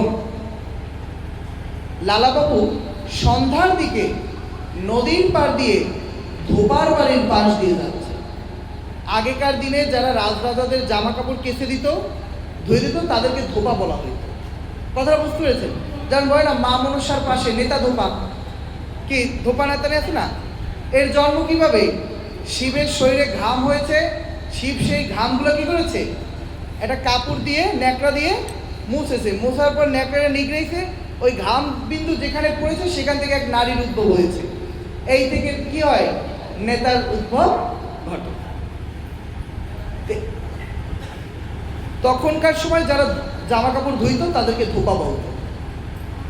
এই যে ধোপার বাড়ির পাশ থেকে যখন যাচ্ছে, তখন এই যে ধোপার যে মেয়ে, এই মেয়ে তার বাবাকে বলছে, বাবা, বেলা যে বয়ে গেল, বাসনা পুরালে না। কি বয়ে গেল? বেলা যে বয়ে গেল, বাসনা পুরালে না। বাসনা মানে বোঝেন? বাসনা বোঝেন? বাসনা কি? আগেকার দিনে হুইল পাউডার এইসব কিন্তু পাউডার, ওই যে সাবান সোডা এগুলো ছিল না। কলার ফ্যাতটা আগুনে পুড়ে জলে ঘোরা দিলে ফেনা হইতো, ওই কষে জামা কাপড় একটু টাইট হইতো, এই জন্য ওইটা দিয়ে মানুষ ধুয়ে আগে জামা কাপড় পরিষ্কার করত। ওটাকে বলতে বাসনা। কথাটা বুঝতে পেরেছে? তখন নেতার বাবাকে কিন্তু এই কথা বলল, কিন্তু লালাবাবু রাজা মশাই তিনি বাড়ির বাইরে থেকে কি শুনলেন জানেন? বেলা যে বয়ে গেল, বাসনা ফুরালো না। আমার জীবনের বেলা বয়ে গেল, কিন্তু আমার বাসনা পূর্ণ হলো না।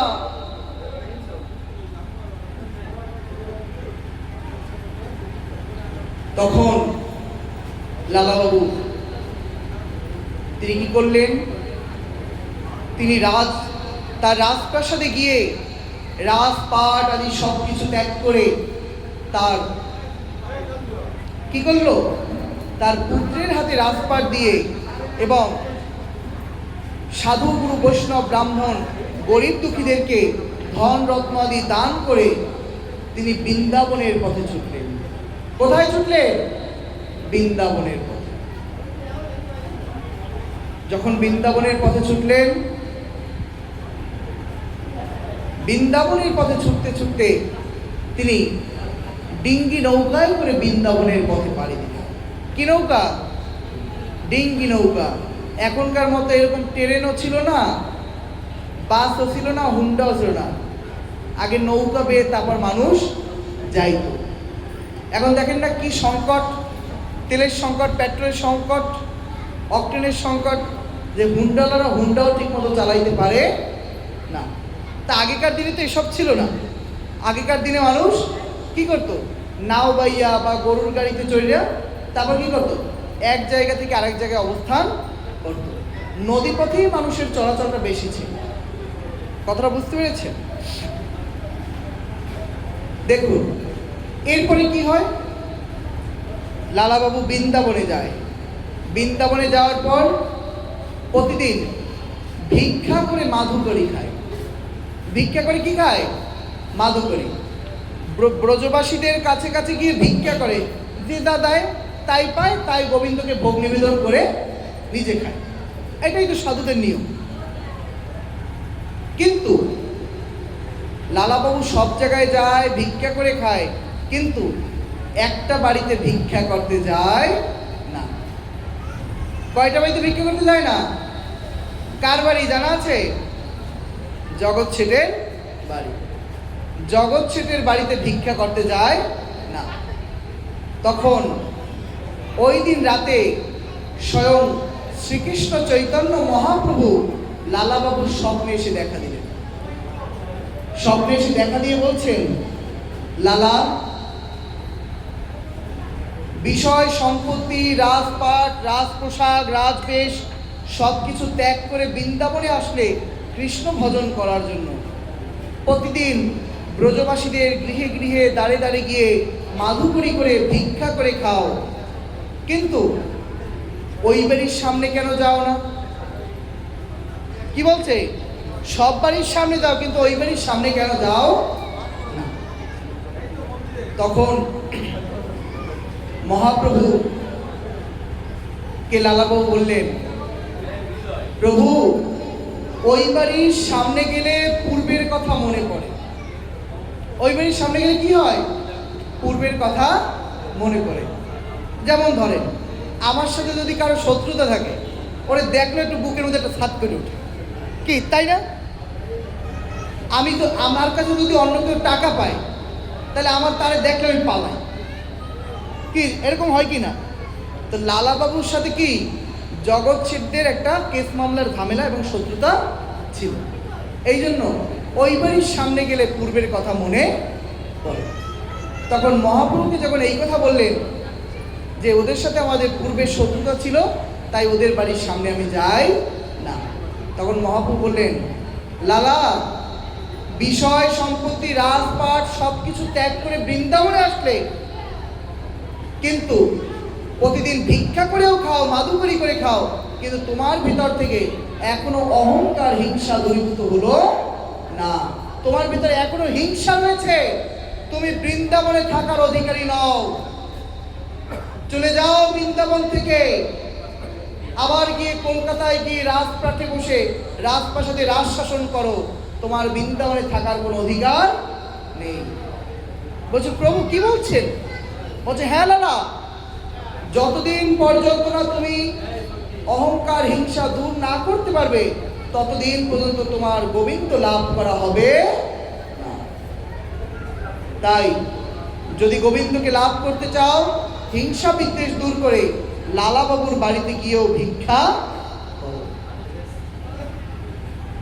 যখন এই কথা বললেন তখন পরবর্তীকালে তিনি লালা বাবুর বাড়িতে গিয়ে যখন ভিক্ষা করেন এবং সেই অন্ন মাধুকরী করে খায়, তখনই একদিন গোবিন্দ তাকে দর্শন দেয়। বলো রাধে রাধে। কেউ বলে না ধরে চলো প্রেম করে রাধে রাধে, আরো জোরাবে রাধে রাধে। শুধু মায়েরাই বলে, বাবারা বাইরা বসে বলে না। আচ্ছা মায়েরা বলবেন না, আগে বাবারা দেখবো, যারা যারা বাবারা আছেন বাবারা বলবেন রাধে রাধে। এখন দেখবো মায়েরা বলবে, ঠিক আছে? প্রেম সে বলো রাধে রাধে। মায়েরাই ফার্স্ট হয়েছে, সংখ্যা বেশি। ও না, অনেক জায়গায় মায়েদের থেকে বাবাদের সংখ্যাও বেশি থাকে। তারপরে অনেক বাবারা বলে নাই। শোনেন, ভগবানের নাম আমরা মুখে নিতে চাই না, কিন্তু মরার পর চারজন ব্যক্তি চারটি পয়ায় নিয়ে কি করবে? কাঠের ইসে নিয়ে যখন শ্মশানে যাবে তখন বলবে বলো হরি হরি বল, তখন ঠিকই বলে, কিন্তু সময় থাকতে কেউ বলে না। তখন বারবার কি বলি? বলো হরি হরি বল, কিন্তু যখন সময় আছে তখন আমরা একবারও হরির নাম নেই না। ওই ভারতের মানুষ কি বলে জানেন? রাম নাম সত্য হ্যায় আর সব মিথ্যা। একমাত্র রাম নামই সত্য আর সব মিথ্যা। কিন্তু ওই মরার কালে নিয়ে যায় তখন বলে, কিন্তু মরার পর আসার পর আবার ওই মদ গাদায় ডুবে যায়, নেশায় ডুবে যায়, কিন্তু রামের নাম আর নেয় না। যারা ভারতে গেছে তারা ভারতের পরিস্থিতি সম্পর্কে জানে। দেখুন তাহলে এখানে একটা বিষয় দেখেন, লালা বাবু নিরামিষ ভুজি হলো, প্রসাদ ভুজি হলো, সাধু হলো, বৃন্দাবনেও গেল, রাজপাট ত্যাগ করে ভিক্ষা করেও খেলো, কিন্তু এক বাড়িতে যায় না, মনের অহংকার দূর হয় নাই। তাই ভগবানও তাকে দেখা দেয় নাই। তাহলে আমরা কি করে ভাবি যে নিরামিষ খাইলাম, গলায় তুলসীর মালা পরলাম আর তিলক করলাম, ভগবান বুঝি আমার এই দেখা দিল। এত সহজ নয়, ঈশ্বরকে লাভ করা এত সহজ বস্তু নয়। ঈশ্বরকে লাভ করতে হলে হিংসা বিদ্বেষ দূর করে ভগবত সেবায় ডুবে যান, ভগবানের সাথে প্রেম করুন, তাহলেই ভগবান আপনাকে দর্শন দিবে। আমার গুরুদেব বলতেন, কিছু করলেই কিছু হয়, না করলে কি হয়? ঠিকই তো, কিছু করলেই তো কিছু। আজকে যদি এখানের ছেলেরা, এখানের যারা ইয়ং জেনারেশন বা যারা বয়োবৃদ্ধরা আছে, তারা যদি দায়িত্ব নিয়ে এই মন্দিরে এই আয়োজন না করতো, এখানে আজকে এই আয়োজন হতো? আজকে এই আয়োজন হতো না। কিন্তু তারা এই কষ্ট করে আয়োজন করেছে বলে আজকে আপনারা এসেছেন, ভাগবত কথা শ্রবণ করছেন। কিন্তু বড়ই দুঃখের বিষয় কি জানেন? আজকে তো ডাল ভাতের ব্যবস্থা হয় নাই, তাই মানুষ কম।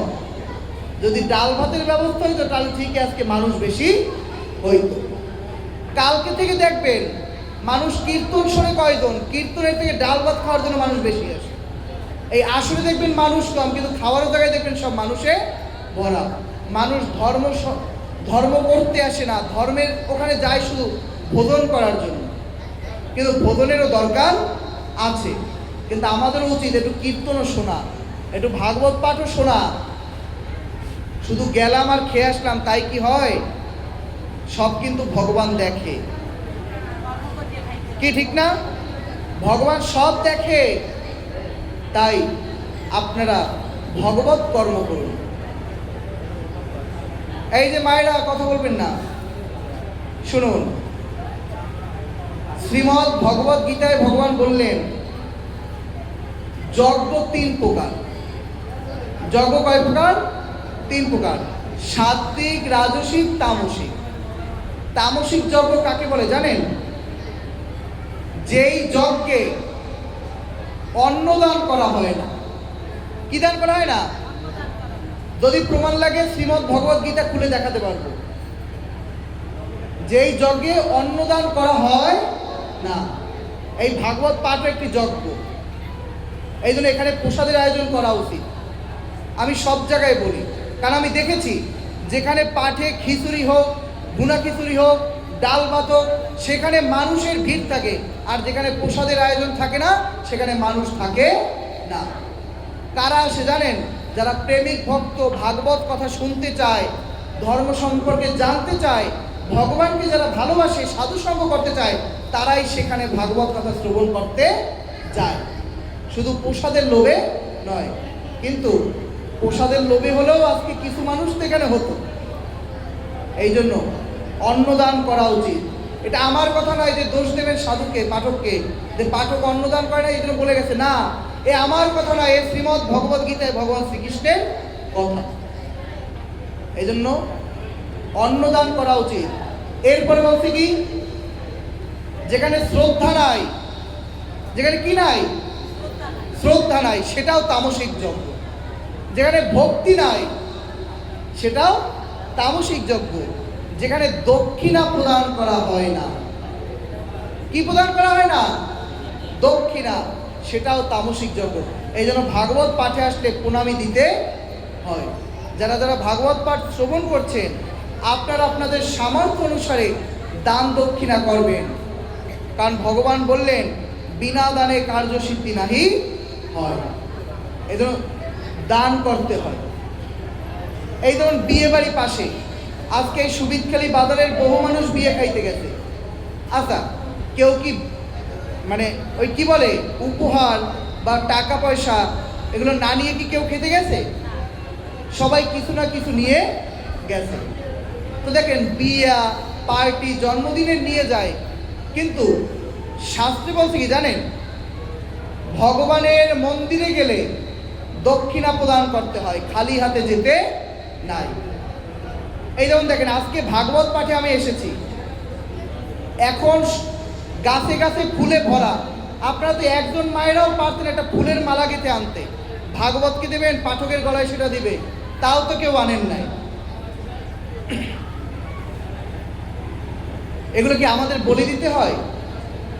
এই আমরা কাউখালীতে পাঠ করতে যাই, যাবেন কাউখালী শ্রীগুরু সংঘের মন্দিরে, দেখবেন মায়েরা ফুলে এরকম এত বড় টেবিল ভরে দেয় ফুলে, 4-5টা 27টা করে ফুলের মালা পরাই দেয়। সব মায়েরা যে তার যতটুকু সামর্থ্য আছে সেই রকম ফুলের মালা গেঁথে আনে। একটা দেয় গুরুদেব দুর্গাপ্রসন্ন পরমহংসদেবকে, আর একটা দেয় ভাগবত পাঠে।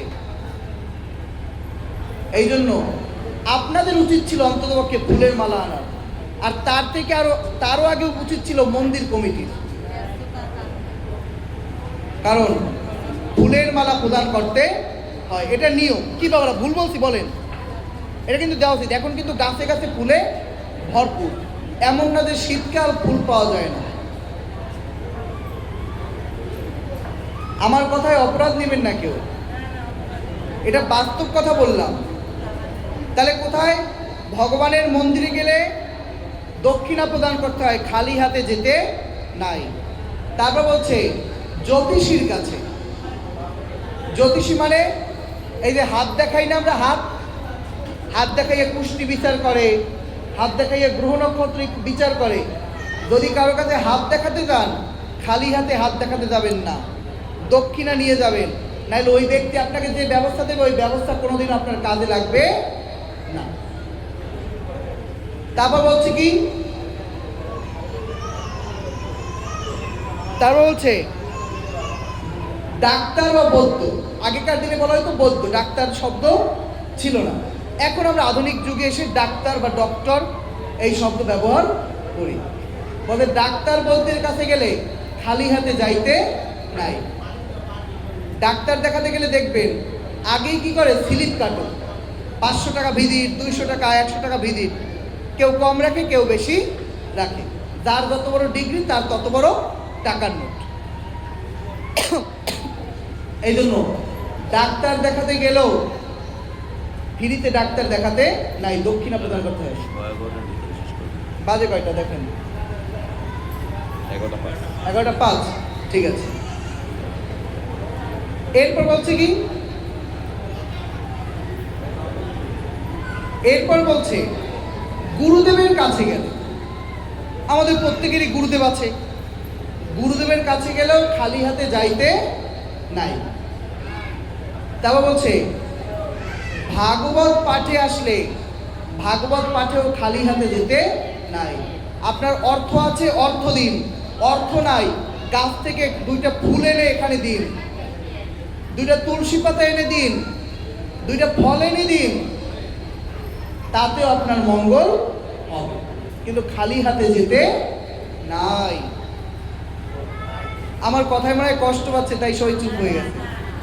থাক, তাহলে এখানেই রেখে দিই পাঠ। আপনারা কষ্ট পাচ্ছেন? শোনেন, ওই মিষ্টি কথা বলতে পারতাম, কান্না করাতে পারতাম, কিন্তু আপনাদের কোনো লাভ হতো না, কিন্তু শিখতে পারতেন না। কিন্তু এই যে কথাগুলো বললাম, এর মধ্যে থেকে অনেক কিছু শিক্ষণীয় আছে। তাহলে আজ থেকে জানতে পারলাম কোথায় কোথায় খালি হাতে যেতে নাই। আরেকটা জায়গার কথা বলতে, দেশের রাজার কাছে গেলে খালি হাতে যেতে নাই। যিনি আমাদের দেশের রাজা, তার কাছে গেলেও কিছু না কিছু নিয়ে যেতে হয়। কিন্তু আমরা তো ডেলি ডেলি রাজার কাছে যেতে পারি না, তাই আমাদের ওই যে আয় কর এগুলো দিতে হয় না, জমির কর দিতে হয় না, এটা সরকারকে আমাদের দিতে হয়। তো দেখুন, এই জন্য ভাগবত পাঠে আসলে প্রণামী প্রদান করতে হয়। এখানে সঞ্জয় গেল কই? সঞ্জয় গেল কই? রাধে রাধে। সঞ্জয়, প্রণামীর থালা নিয়ে সকল ভক্তদের মাঝে যাবা, কারণ ভক্তরা লজ্জায় সামনে আসবে না, তোমার সবার মাঝে দাঁড়িয়ে প্রণামী আনতে হবে। তো আমরা এই জন্য আমাদের এভাবেই ধর্মকর্ম করা উচিত। শুনুন, আমাদের প্রত্যেকেরই কিছু না কিছু কর্ম আছে, অনেক কিছু জানার আছে। দেখুন, আমাদের সবার উচিত একাদশী ব্রত করা। কি করা? একাদশী ব্রত করা। কি হয়েছে? আমি আগে একাদশী ব্রত আমাদের পালন করা উচিত। গলায় তুলসীর মালা ধারণ করা উচিত, রুদ্রাক্ষের মালাও ধারণ করা উচিত। রুদ্রাক্ষের মালা পরারও বিধান শাস্ত্রে আছে, হরিভক্তি বিলাসী আছে। তারপর বলছে আমাদের প্রতিদিন প্রাতঃ স্নান করা উচিত। অনেকে দুপুরবেলা স্নান করে, সকালে ঘুম থেকে ওঠে, কিন্তু সকালে স্নান করে না। স্নান করে কখন? দুপুরবেলা। কিন্তু জানেন, আপনারা যারা ব্যবসা প্রতিষ্ঠানে যান, সকালে যদি স্নান না করে যান, তাহলে আপনাদের ব্যবসা প্রতিষ্ঠানে লক্ষ্মী থাকে না। তাই লক্ষ্মীকে যদি ধরে রাখতে চান, তাহলে স্নান করে তারপর আপনারা দোকানে এবং রান্নাবান্না করতে যাবেন। আমি দেখেছি অনেক মায়েদেরকে, যারা যেই কাপড় পরে ঘুমায় সেই কাপড় পরে রান্না করে, সেই কাপড় পরে আহার করে, কিন্তু এমনটা করা উচিত নয়। কারণ বাস্তুশাস্ত্র আদিতে বলা হয়েছে, বাসি কাপড়ে যদি কেউ রন্ধন করে, তাহলে তার ঘরে লক্ষ্মী থাকে না। বাসি কাপড়ে যদি কেউ ভোজন করে, তার ঘরে লক্ষ্মী কখনো থাকে না। এই জন্য তাদের ঘরে অভাব অনটন দেখা দেয়। সন্ধ্যাবেলায় কোনোদিন ঝাড়ু দিতে নাই। আমি একদিন গেছিলাম এক জায়গায়, উলানিয়া। এখন দেখি কি, এক মা সন্ধ্যাবেলা ঘরের সামনে ঝাড়ু দিচ্ছে। তখন আমি বললাম, ও মাসি, করেন কি? জানেন না যে সন্ধ্যাবেলা রাত্রিবেলা ঝাড়ু দিতে নাই? সন্ধ্যাবেলা বা রাত্রিবেলা যদি ঝাড়ু দেয়, তাহলে ঘরের লক্ষ্মী ঘর থেকে চলে যায়। আপনারা ঝাড়ু দিলে সকালে, দুপুরে বা বিকেলে, কিন্তু সন্ধ্যাবেলা ঝাড়ু দিবেন না। সূর্য অস্ত যাওয়ার আগেই ঝাড়ু দিতে হয়। মনে থাকবে তো? জুতা পায়ে দিয়ে রান্না করতে নাই। জুতা পায়ে দিয়ে রান্না করলেও ঘরে লক্ষ্মী থাকে না। জুতা পায়ে দিয়ে আহার করতে নাই। কিন্তু আমরা জুতা পায়ে দিয়ে আহার করি, জুতা পায়ে দিয়ে রান্না করি এবং অনেকে জুতা নিয়েই ঘরের ভেতরে প্রবেশ করি। আমাদের উচিত জুতা বাহিরের জিনিস বাহিরে রাখা আর ঘরের জিনিস ঘরে রাখা। এই জন্য এই সকল নিয়ম নীতি আমাদের মেনে চলা উচিত। আমাদের দাদার সঙ্গে তিলক ধারণ করা উচিত। দাদার সঙ্গে তিলক ধারণ করলে কি হয়? এই সন্ধ্যায় ডাকে। দাদার সঙ্গে তিলক ধারণ করলে কি হয়? আমাদের দেহ রক্ষা পায়, অকাল মৃত্যু থেকে আমাদেরকে ভগবান রক্ষা করে। শুধু ভেতরেই গেলে, বাহিরে গেলে না কেন? বাহিরে কেন গেলে না? বাইরেও ভক্তরা শুনতে আছে, দেখে সবার কাছে যাইতে হয়। যারাই আঙ্গিনার মধ্যে আছে সবার কাছে যাইতে হয়।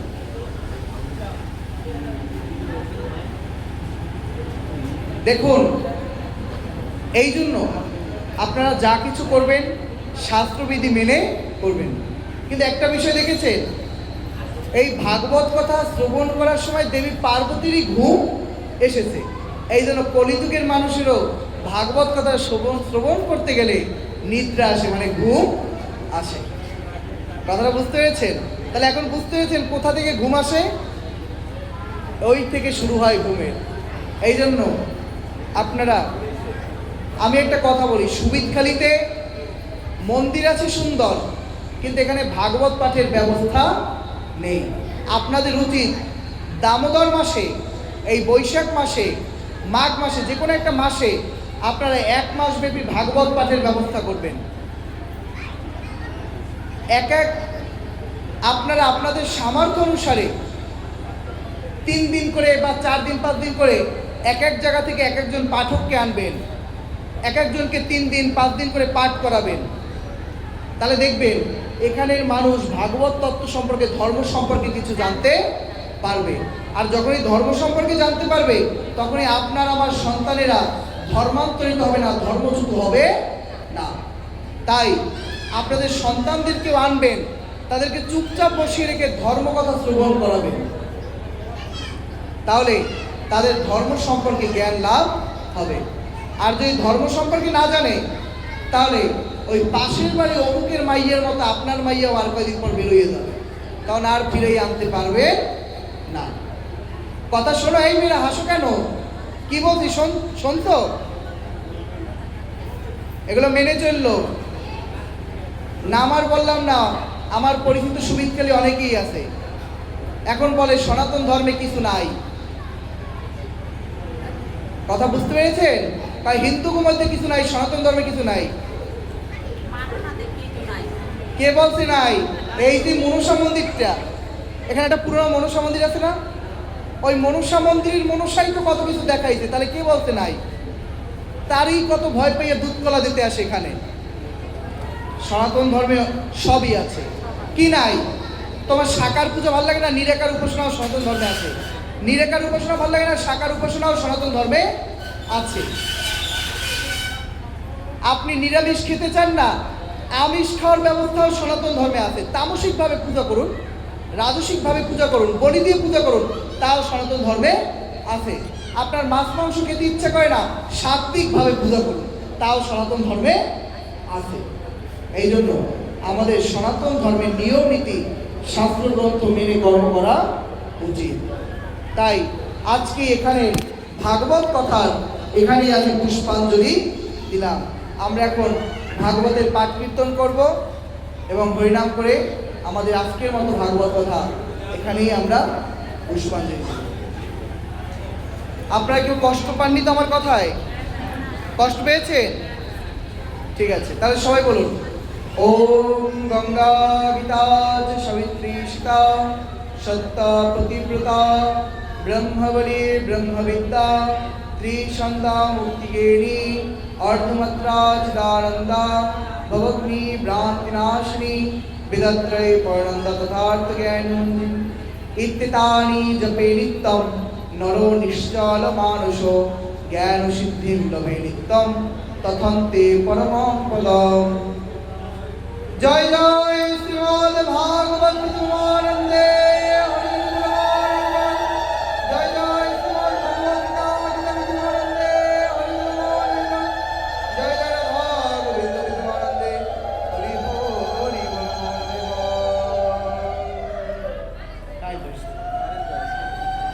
একটু খোলটা ধরার কেউ ব্যবস্থা করো, খোল বাজাইতে পারে কে? কে?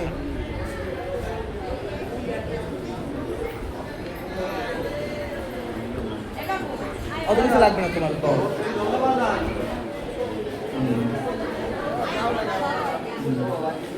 দরকার নেই, তোমরা বললে।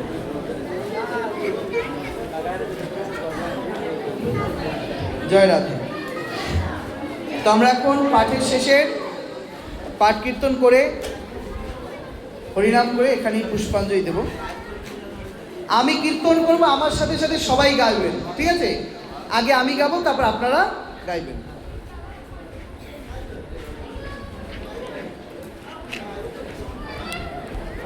আমার কথায় কষ্ট পেয়েছেন? এই যে আলোচনা করলাম, কেউ কষ্ট পেয়েছেন কি? আমি এসেছি ধর্ম প্রচার করতে, আপনাদের কান্নাকাটি করাই আমার কোনো লাভ হবে না, তা আমি আরো অনেক আগেই বুঝেছি। কারণ দেখেছি যেখানেই কান্নাকাটি করাই ওখানের মেয়েছেলেরাই কি করে, বাপ মা ধর্ম সব ছেড়ে চলে যায়। এই জন্য ধর্মে একটু কড়া কথা বলার জন্য এসেছি। এই জন্য অনেকে ডাকলে ডাকে, না ডাকলে না ডাকে, এমন না যে আমার পাঠ করে এই জীবন চালাতে হবে। আমি যতদিন আছি ধর্মের পথে চলবো, সত্য কথা বলে যাব। জয় রাধে। সকলে বলুন রাধে রাধে। ঢোলটা নেন, ঢোল কে বাজাইবে?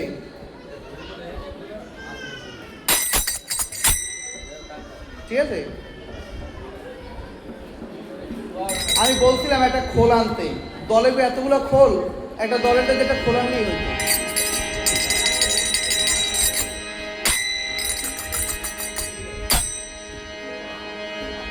জয় রাধে গোবিন্দ বলো, জয় রাধে গোবিন্দ,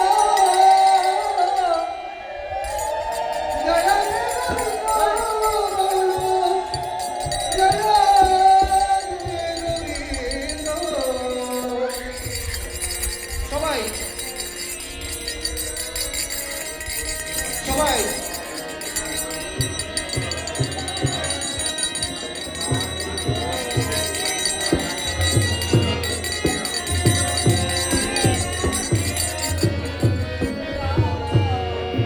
জয় রাধে গোবিন্দ বলো, জয় রাধে গোবিন্দ, জয় রাধে গোবিন্দ বলো, জয় রাধে গোবিন্দ।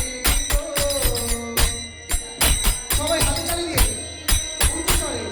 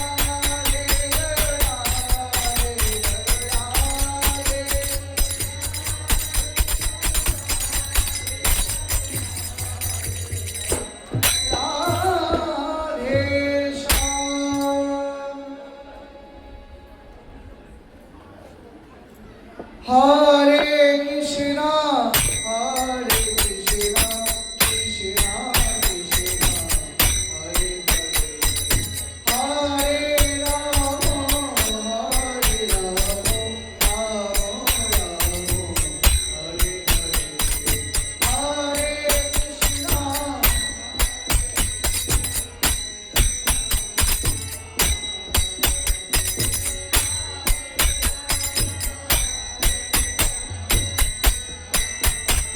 হরে কৃষ্ণ হরে কৃষ্ণ কৃষ্ণ কৃষ্ণ হরে হরে হরে রাম হরে রাম রাম রাম হরে হরে হরে। হরে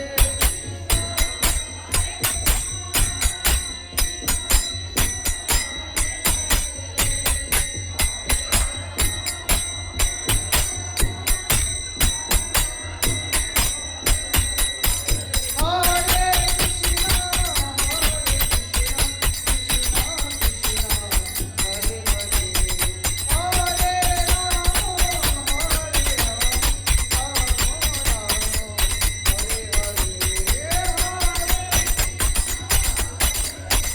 রাম রাম হরে হরে হরে। হরে হরে।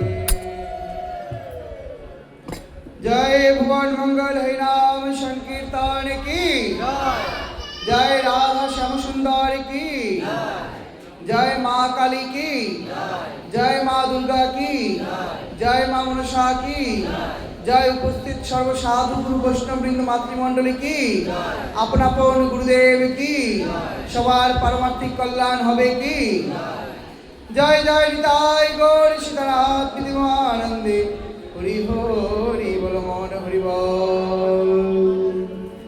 যদি থাকে লেখা আবার হবে লেখা। জয় রাধেশ্যাম। সবাই ভালো থাকবে। আমার কথায় ভুল ত্রুটি হতে পারে, সবাই ক্ষমা করে দিবেন। জয় রাধে। এই আপনারা ওড়েন গায়ে আমি তো অধিবেশের কি হইবা আধা ঘন্টা না 15 মিনিট মাত্র 15 মিনিটের ভিতরে শেষ করবে।